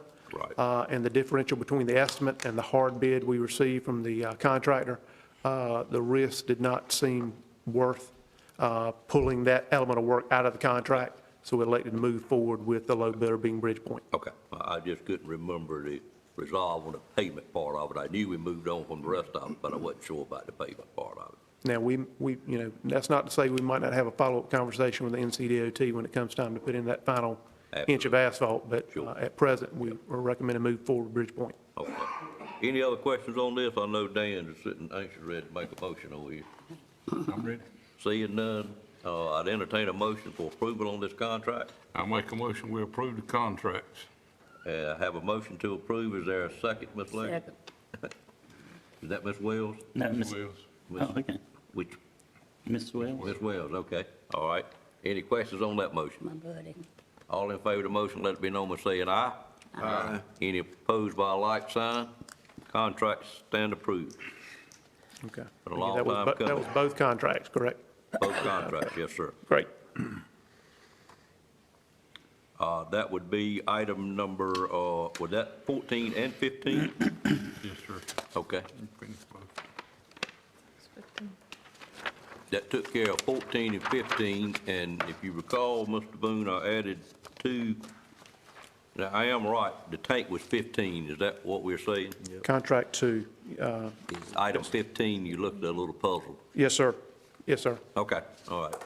Now we're on item 15A, which was the item that should have been at your desk this morning when you got here, and it is a rather large change order that Mr. Boone's been working on for at least 3 months with our Northern Ash Water System with contract with ELJ. And I will certainly let him explain what's going on here, sir. All right, I'll certainly do my best. The matter we have before us is a contract One amendment or a change order. Mr. Boone, it's this item right here, I see some of you looking for it. Everybody got the right page? You have it, Ms. Richards? Go together. That's, oh, yeah. Everybody good? Thank you, Mr. Boone. All right. Again, the change order we have in front of us addresses 3 items on the Northern Ash Water System project.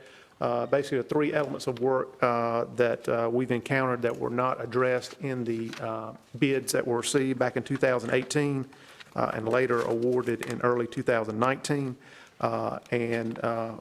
The first item that we have before us, if you look at the change order, page 2, maybe I'll take advantage of the technology again,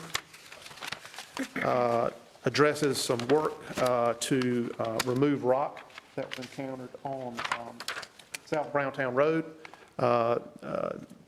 Previous contracts or previous projects associated with the water system, the contract has not encountered rock, and that was not addressed in the bid document for the Northern Ash Water System. And while working on South Browntown Road, particularly near Summerlee Drive, there's some rock that's fairly close to the surface there, so there was some rock in the trench that had to be removed, and the contractor was directed to begin moving that rock mechanically.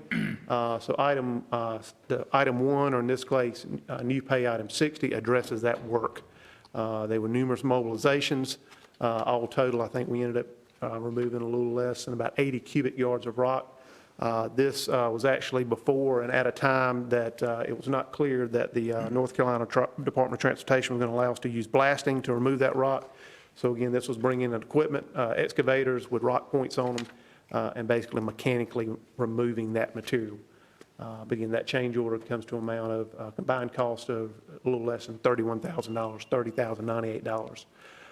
The next two items, items 61 and 62, again, new pay items on the bid schedule or the pay schedule, relates to some directional bores that were required. First was on Red Oak Road, near Hunter Hill Road. We had a couple of, actually a triple culvert at that location underneath the roadway. And initially, the design called for the contractor to trench underneath the culvert to install the water main. But due to site constraints, it was decided maybe that was not the best course of action.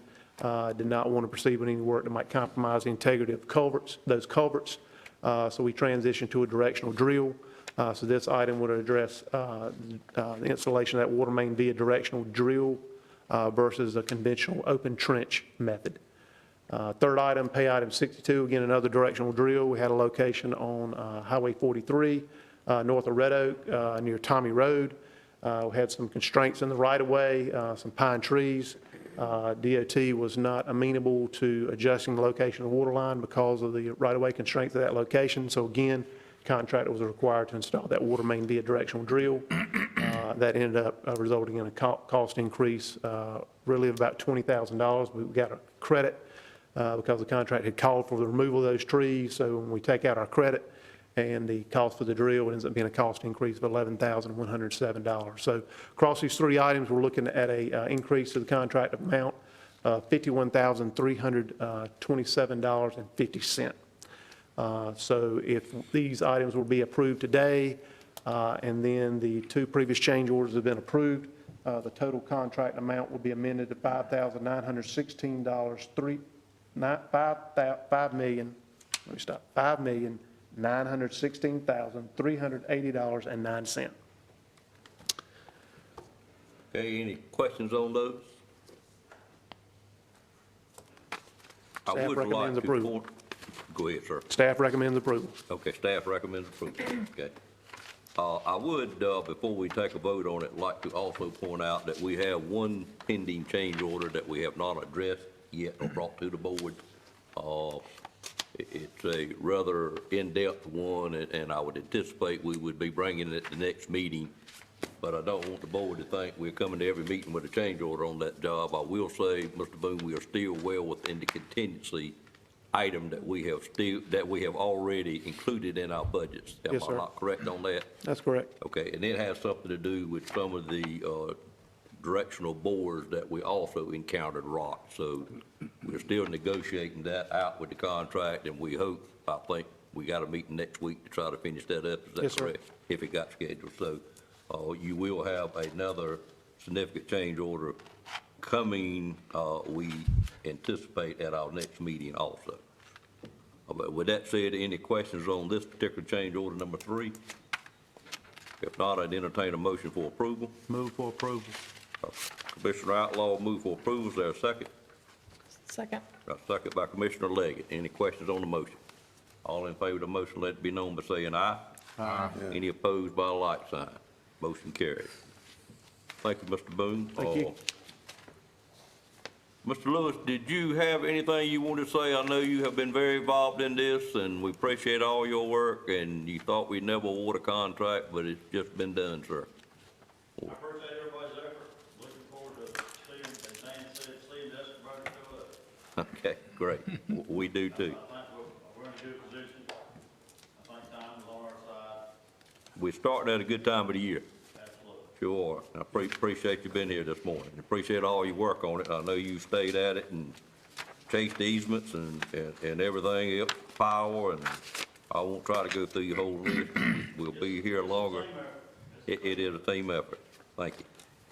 We are now on item number 16, which is starting the detention, or is starting the project budget ordinance amendment number 2. And I call on Ms. Wood is at some somewhere today. Conference. Conference today, I think, and Ms. Easton is going to take care of all the budget amendments and project ordinance for us this morning.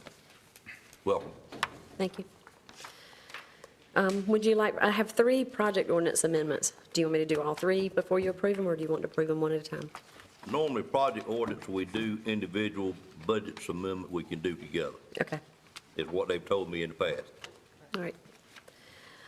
The first project ordinance amendment is to increase the Nash County Detention Facility capital project ordinance by $500,000 with a fund balance appropriation from the general fund. The improvements to be included with this additional funding request include the juvenile section and east-west section improvements, the replacement of the cooler freezer, painting in the kitchen area, and repair of damaged wall panels, hallway and office painting, fabrication and installation of drain covers for exercise area, lockdown area floor drains, and plumbing upgrades.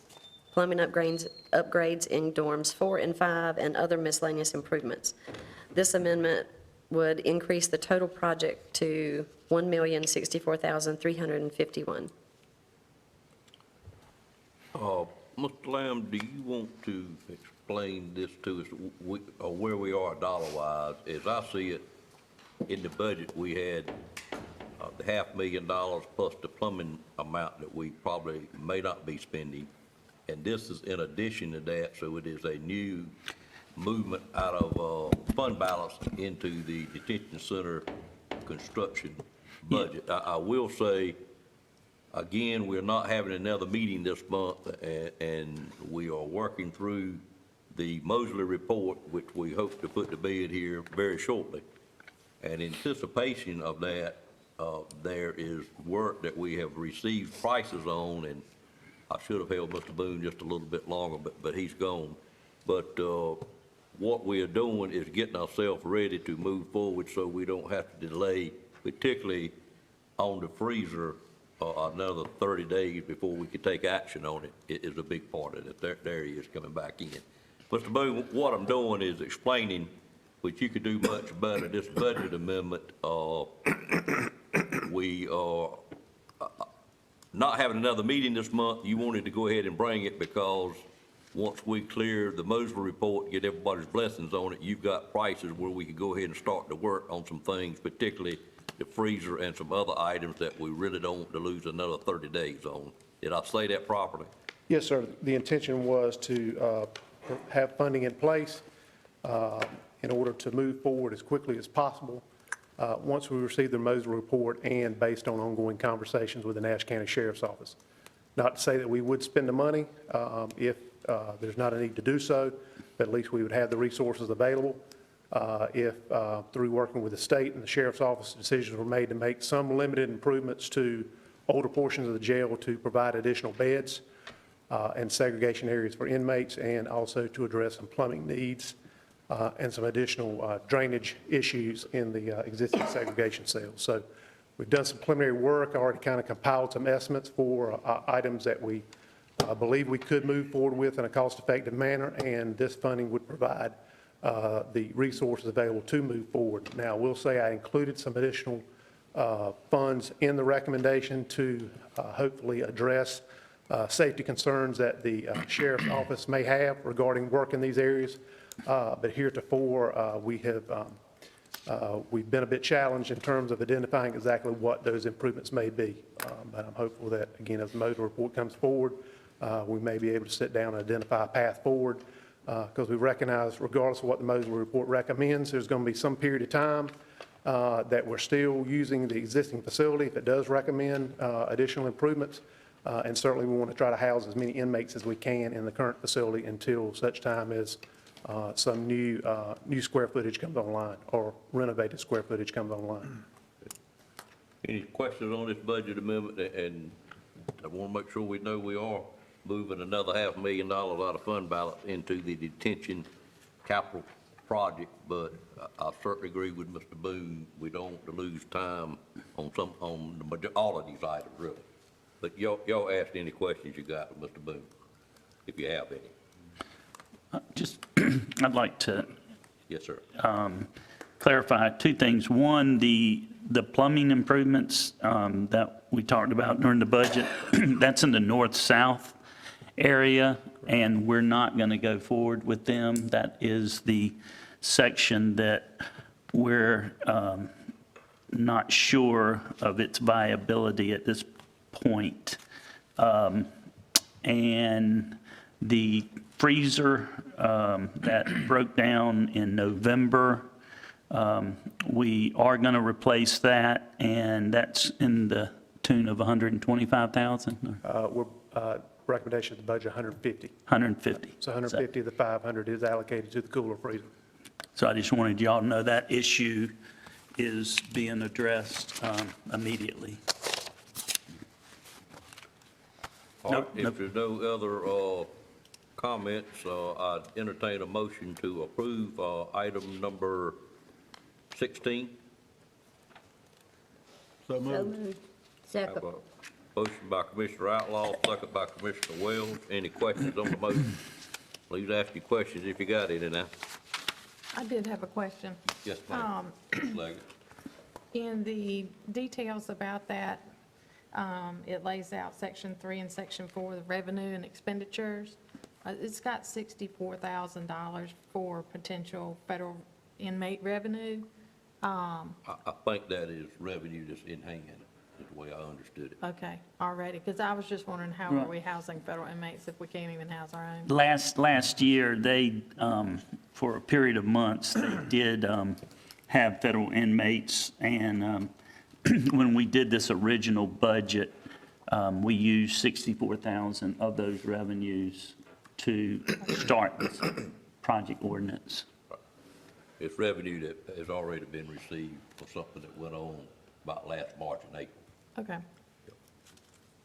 All right, not seeing no more questions. All in favor, let it be known by saying aye. Aye. Any opposed by a like sign? Item number 16 stands approved. Ms. Eaton, item number 17. Thank you, Mr. Bunn.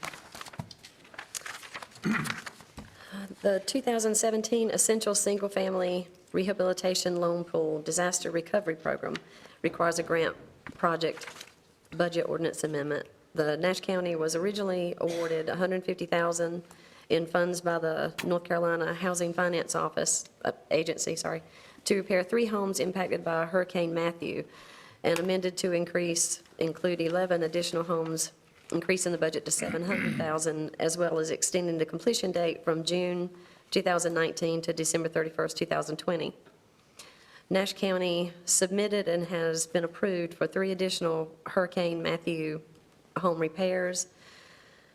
This budget amendment will allow for a total of 17 homes to be repaired.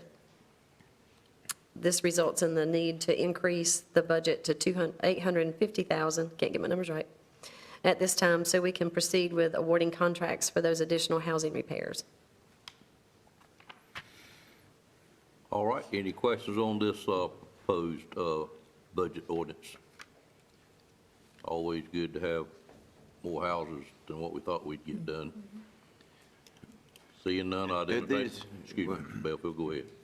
These funds, is this a grant? Yes, it's state funds. It's all state funds according to this, Mr. Belfield. Okay.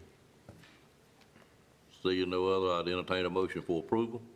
Move for approval. Moved by Ms. Second. Richardson, second by Mr. Belfield. Any questions on that motion? All in favor of that motion, let it be known by saying aye. Aye. Any opposed by a like sign? Item number 17 stands approved. We'll move to item number 18. Ms. Easton. Okay, the last project budget ordinance amendment is for the Nash County 2017 Essential Single Family Rehabilitation Loan Pool Program that requires this amendment to allow for a total of 28 homes to be repaired with a $35,000 maximum per home. This results in the need to increase the budget to $980,000 at this time so we can proceed with awarding contracts for those additional housing repairs.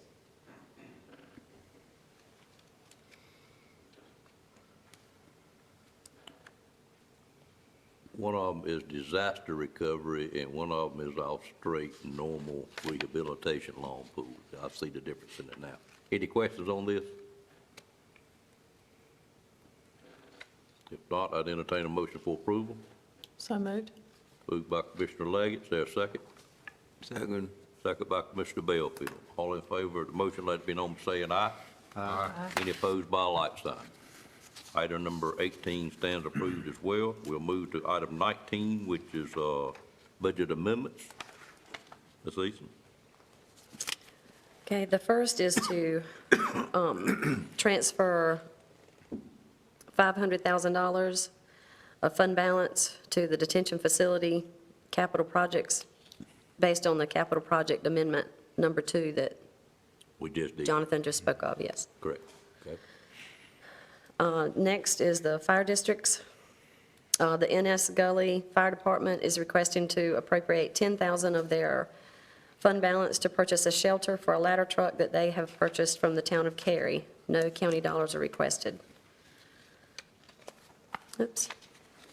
Okay. Next is for the senior services. They are requesting to accommodate donation revenues already received and anticipated for the remainder of this fiscal year, totaling $2,500. No additional county dollars are needed for this.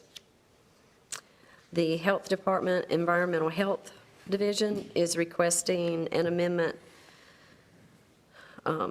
to budget 100% state funding of $16,000 received by Nash County Health Department, which serves as a pass-through entity. The funds are provided to counties to become a county of regional expertise on integrated mosquito management and tick surveillance. The City of Rocky Mount receives the pass-through funds from the county after they conduct the surveillance requirements and submit the required documentation to the state for reimbursement. No additional county dollars are requested for this amendment.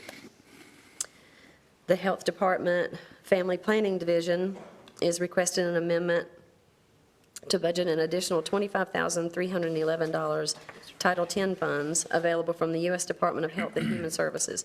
These funds will be used to purchase family planning supplies and computer equipment that will allow enhanced services to patients. No additional county dollars are requested for this amendment. Next is economic development. They are requesting additional $467,746 funding for the Hospira Pfeiffer Company inducement for the fiscal year 2019-20. The calculated incentive refund for Nash County is $1,447,128. The amount approved in the original 1920 budget is $979,282. And the Sheriff's Office is requesting a budget amendment in their asset forfeiture funds of $20,000 for the upfit of a jail van purchased in April of 2019 with asset forfeiture funds.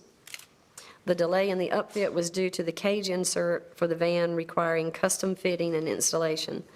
The van returned from the cage installation January 2020, and the upfit requested includes prisoner insert, sirens, speakers, blue lights, and step assembly. No county funds are requested for that amendment. Do you have the two we were adding this morning? I do. Do you want to approve those at the same time? Let's go ahead and put those in the same motion, yes, ma'am. Okay. The Water and Sewer Department, Excuse me one minute. That's the sheet that you had at your desk this morning. Everybody got that? Starts out with a water and sewer. Okay.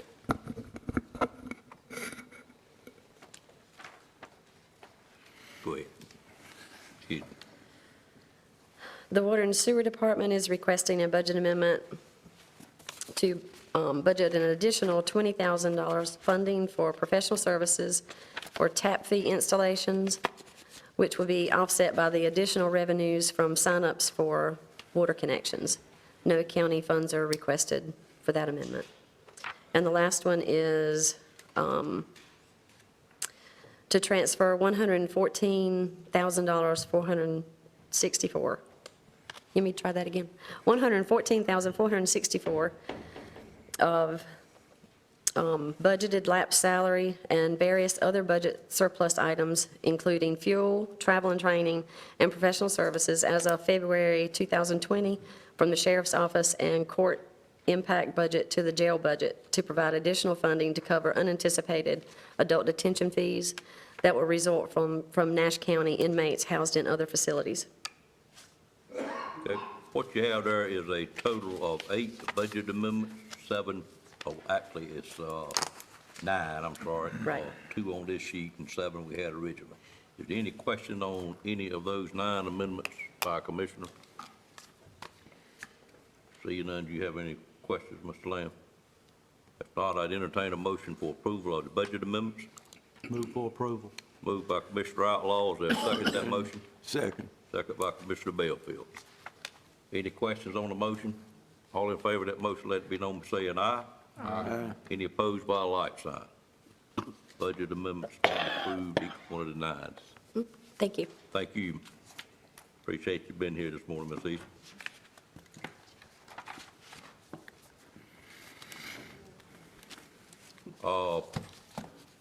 I'm guessing we don't have any appointments this month. I'm going to sit right here. Pardon me? I'm going to stay right here. No, we don't. Okay, all right. Same thing. All right, that's unusual. Well, we'll move on to item number 20, and we'll hear from Doris Sumner on our monthly tax report. Good morning, ma'am. You've been patient this morning. Good morning. Yes, sir. You have before you at this time the monthly tax collector's report. As you know, this report is designed to keep the board current on activities in the tax collector's office. The report is for your information only and does not require approval. It is recommended that you accept the report so that it will be noted in the minutes. And also, if there are any questions, I'll be glad to answer it. All right, any questions on the monthly tax report from the Commissioner? Questions from the manager? I just have the comment, I think I sent an email out. If you look on page 6 of that report, motor vehicles, you'll see that for 7 months, we've gone from 3.5 million in levy, I'm sorry, yeah, in levy last year to 3.85, which is a 7.8% increase. So it appears people are buying new cars and replacing older cars because the overall values are going up a very healthy rate of 7.8%. Okay. Belfield, I did my part. You need to do your part for next month, sir. It'll come. Sir, It'll come sometime. You leave Mr. Belfield. When needed. When needed, I got you. Fair enough, sir. Trying to get in your business this morning. That requires no action, so we'll move on to item number 21. And of course, we're all glad to see tax revenue, total assessment going up, whether it be cars or many other things that goes on that list. We're actually on item number 21 now, tax refund. Yes, sir. We do have some refunds that we need approval so that we can disperse those funds. All right, any questions on the tax refunds that we have listed? If not, I'd entertain a motion for approval. So move. Moved by Mr. Belfield. Is there a second? Second. Second by Ms. Richardson. Any questions on the motion? All in favor of the motion, let it be known by saying aye. Aye. Any opposed by a like sign? Tax refunds stand approved. We're on item number 22. Yes, sir. which Item is to 20. establish the date, excuse me, for Sorry. the Board of Equalization and Review. Yes. And I guess you're going to suggest us some dates. Yes, sir. As described in the North Carolina General Statutes 105.322E, the Board of Equalization and Review shall hold its first meeting no earlier than the first Monday in April and no later than the first Monday in May. It is recommended that the board schedule the first meeting of the Board of Equalization and Review on Monday, May the 4th, 2020, at 11 a.m., and adjourn for the purpose of accepting appeals at its second meeting on June 1st, 2020. The staff would recommend those dates. Okay. And You do approve that? right, I understand. I'll call for a motion. I'm looking there. So we're doing it at our regular meeting in May and our regular meeting in June. Yes, sir. What is proposed. Yes. Okay. I'd entertain a motion to approve those two dates. Move approval. Have a motion to approve. Is there a second? Second. Several seconds. I think Mr. Outlaw got it in. Any questions on that motion? All in favor of that motion, let it be known by saying aye. Aye. Any opposed by a like sign. Those two dates stand approved. All right, thank you. Anything else from you? That's it. Okay, thank you, ma'am. All right, thank you. Thank you, Department, for all y'all do for us. You're welcome. We're now on item number 23, which is commissioner comments. I would entertain any comments, anything else the commissioner would like to bring to the board at this time. Anyone have anything?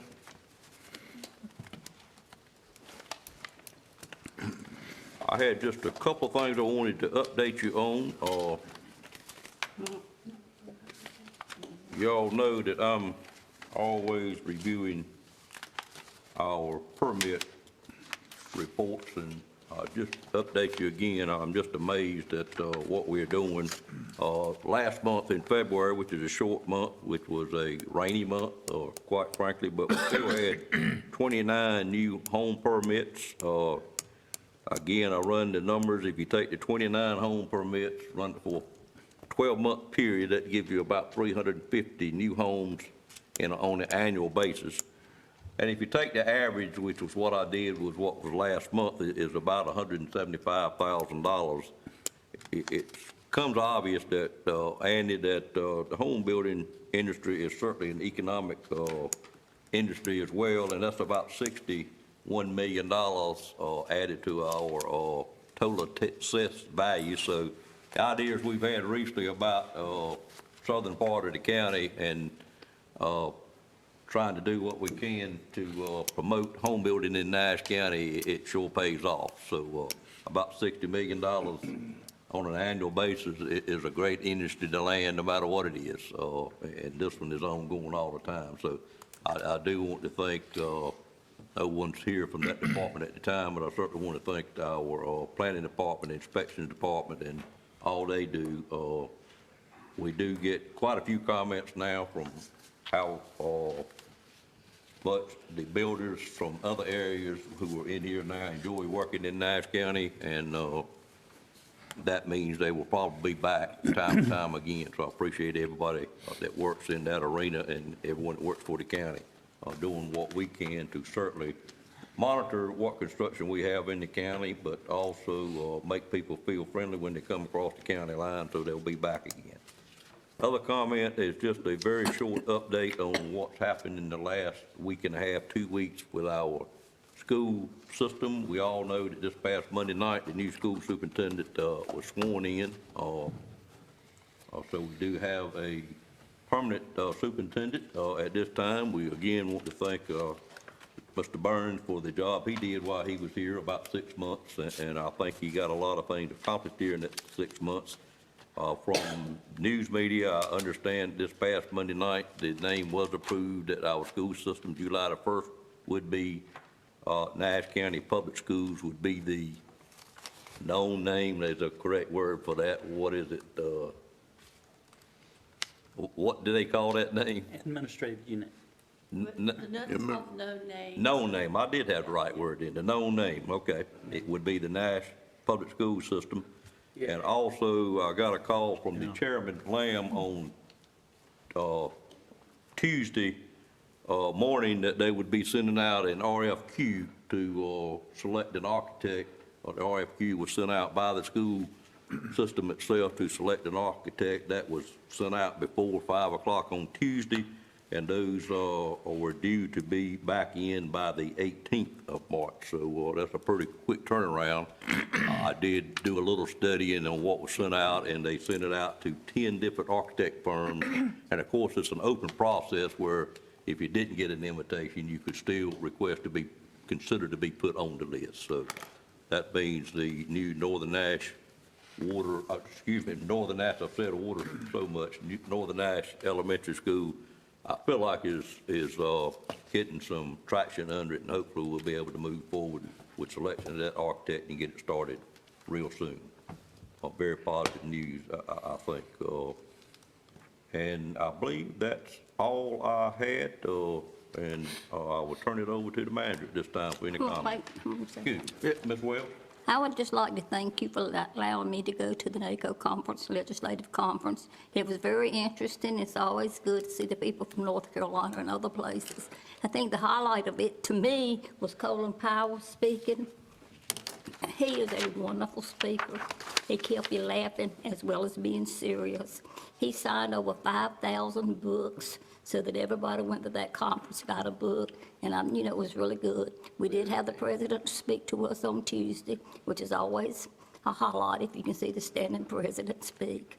And it was wonderful. I attended a workshop on getting people energized to vote, and we know that we got an election coming up, and we need to do that. And the other one was on how to communicate and be a good county commissioner. So thank you for letting me go. Thank you, Ms. Wells. Great report. Mr. Belfield, did you have something, or were you getting ready to say something? Oh, I was just going to say that I thought he might be here today, but I did check with our Health and Human Service Director Tuesday night when I got back. Okay. I ran into him exercising, and I asked him about the virus that we're so concerned with. He informed me that they have a committee. They're meeting every day, and they're staying on top of this. They had one case they thought, but when they went through everything, it was nothing there. So I think that's good. The Nash County Department of Health and Human Resources is on top of this, and they said they're meeting. So according to our director, he said that they're meeting every day. And I know you've been out of town, but the board has been getting an email from him at least once a day, sometimes twice a day, and it's usually in the 7 or 8 o'clock range, and I can tell it's coming from his second office in his office down there, which is the library, I think. So, conference room, I believe it is, Well, we usually definitely been on top of it. We usually exercise at just about the same time, and this particular time, I happened to go to the store, and he said he just come out of meetings and said, but I need to exercise, and he was exercising out there. Yep, he's pretty passionate. In the parking lot. I'll turn it over, excuse me, something else, Mr. Legacy. Yep, Go ahead, ma'am. I know we didn't do committee reports at this meeting, but I do have kind of a note of interest from the farmers market. Their opening day, the Rocky Mount or Nash County Farmers Market opening day will be Saturday, April 4th.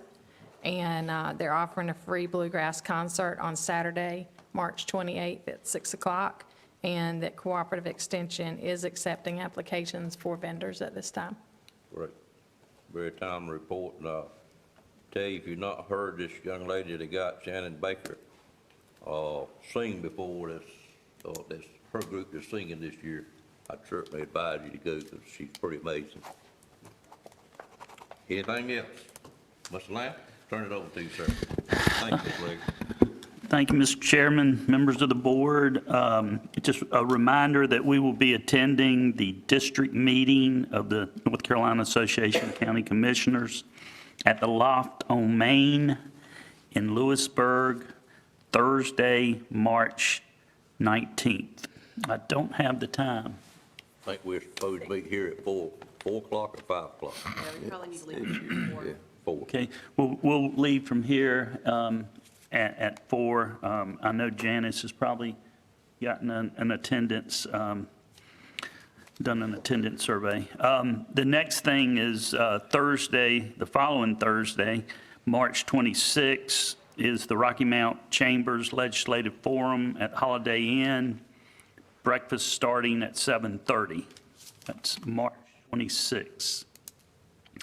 This meeting is going to be recessed, or we're going to ask that you recess this meeting until April 1 at 9:30 for the Commissioner's Budget Retreat that will be located at the Drake Community Center. The legislative dinner that we have each year with our legislators has been scheduled for 6 p.m. Thursday, April the 2nd, which is the second day of our retreat. So after we conclude our second day of the retreat, we'll all go to ribeyes and have our legislative dinner. Following up on Mr. Bellfield's comments about the coronavirus, I would like to thank the Health Department as well as UNC Nash Hospital. They are very organized. They have investigated one case that was negative, thank God, and but they are preparing, just like all counties across the state.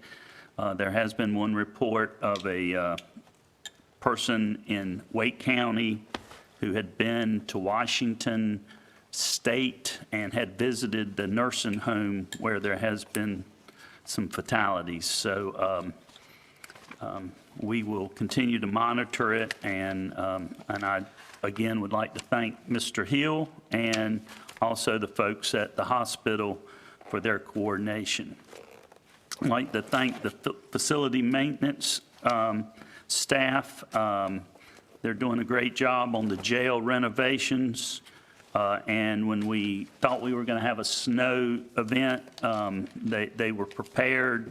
We delayed work for 2 hours, and by the time 10 o'clock came around, there were no issues, and we were all able to work. And again, thank you for that. There's been some articles about the Bojangles in Spring Hope, and I just want to give credit to Susan when she was hired 2 years ago. Her first task was to see why that land had been sitting there for 10 years or so and had not moved at all. It was owned by Bojangles, we knew that. And she immediately contacted those people, and I think some credit should be given to her for getting the ball rolling on getting that to fruition. Recycling Day is this Saturday at the courthouse from 10 to 1. You can recycle electronics and other items. There's going to be a free paper shredding for Nash County residents, and we would urge you to clean out all your old 8-tracks, cassettes, and stereos, and take them to the recycling day this Saturday. And How are we going to play our music if we do that?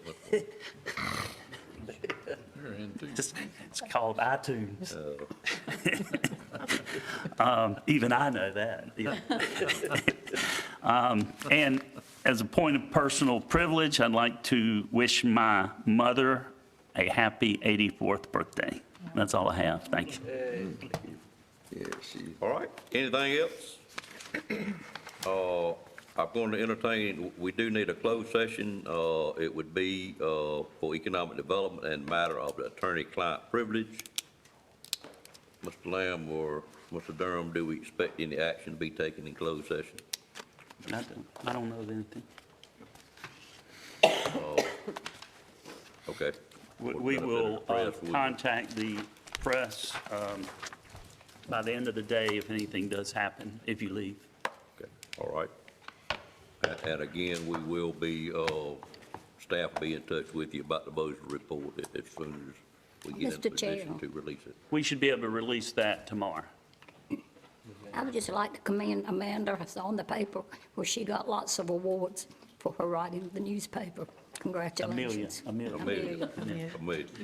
And we also saw why Amanda didn't get any, which was explained. And Amanda, that basketball season's over. But no, she didn't get it because they are not in the organization that awards those. Is that correctly said? Okay, I read that this morning. Ken received an award I saw in the paper this week, so we commend him for that. He did. Yep, sure did.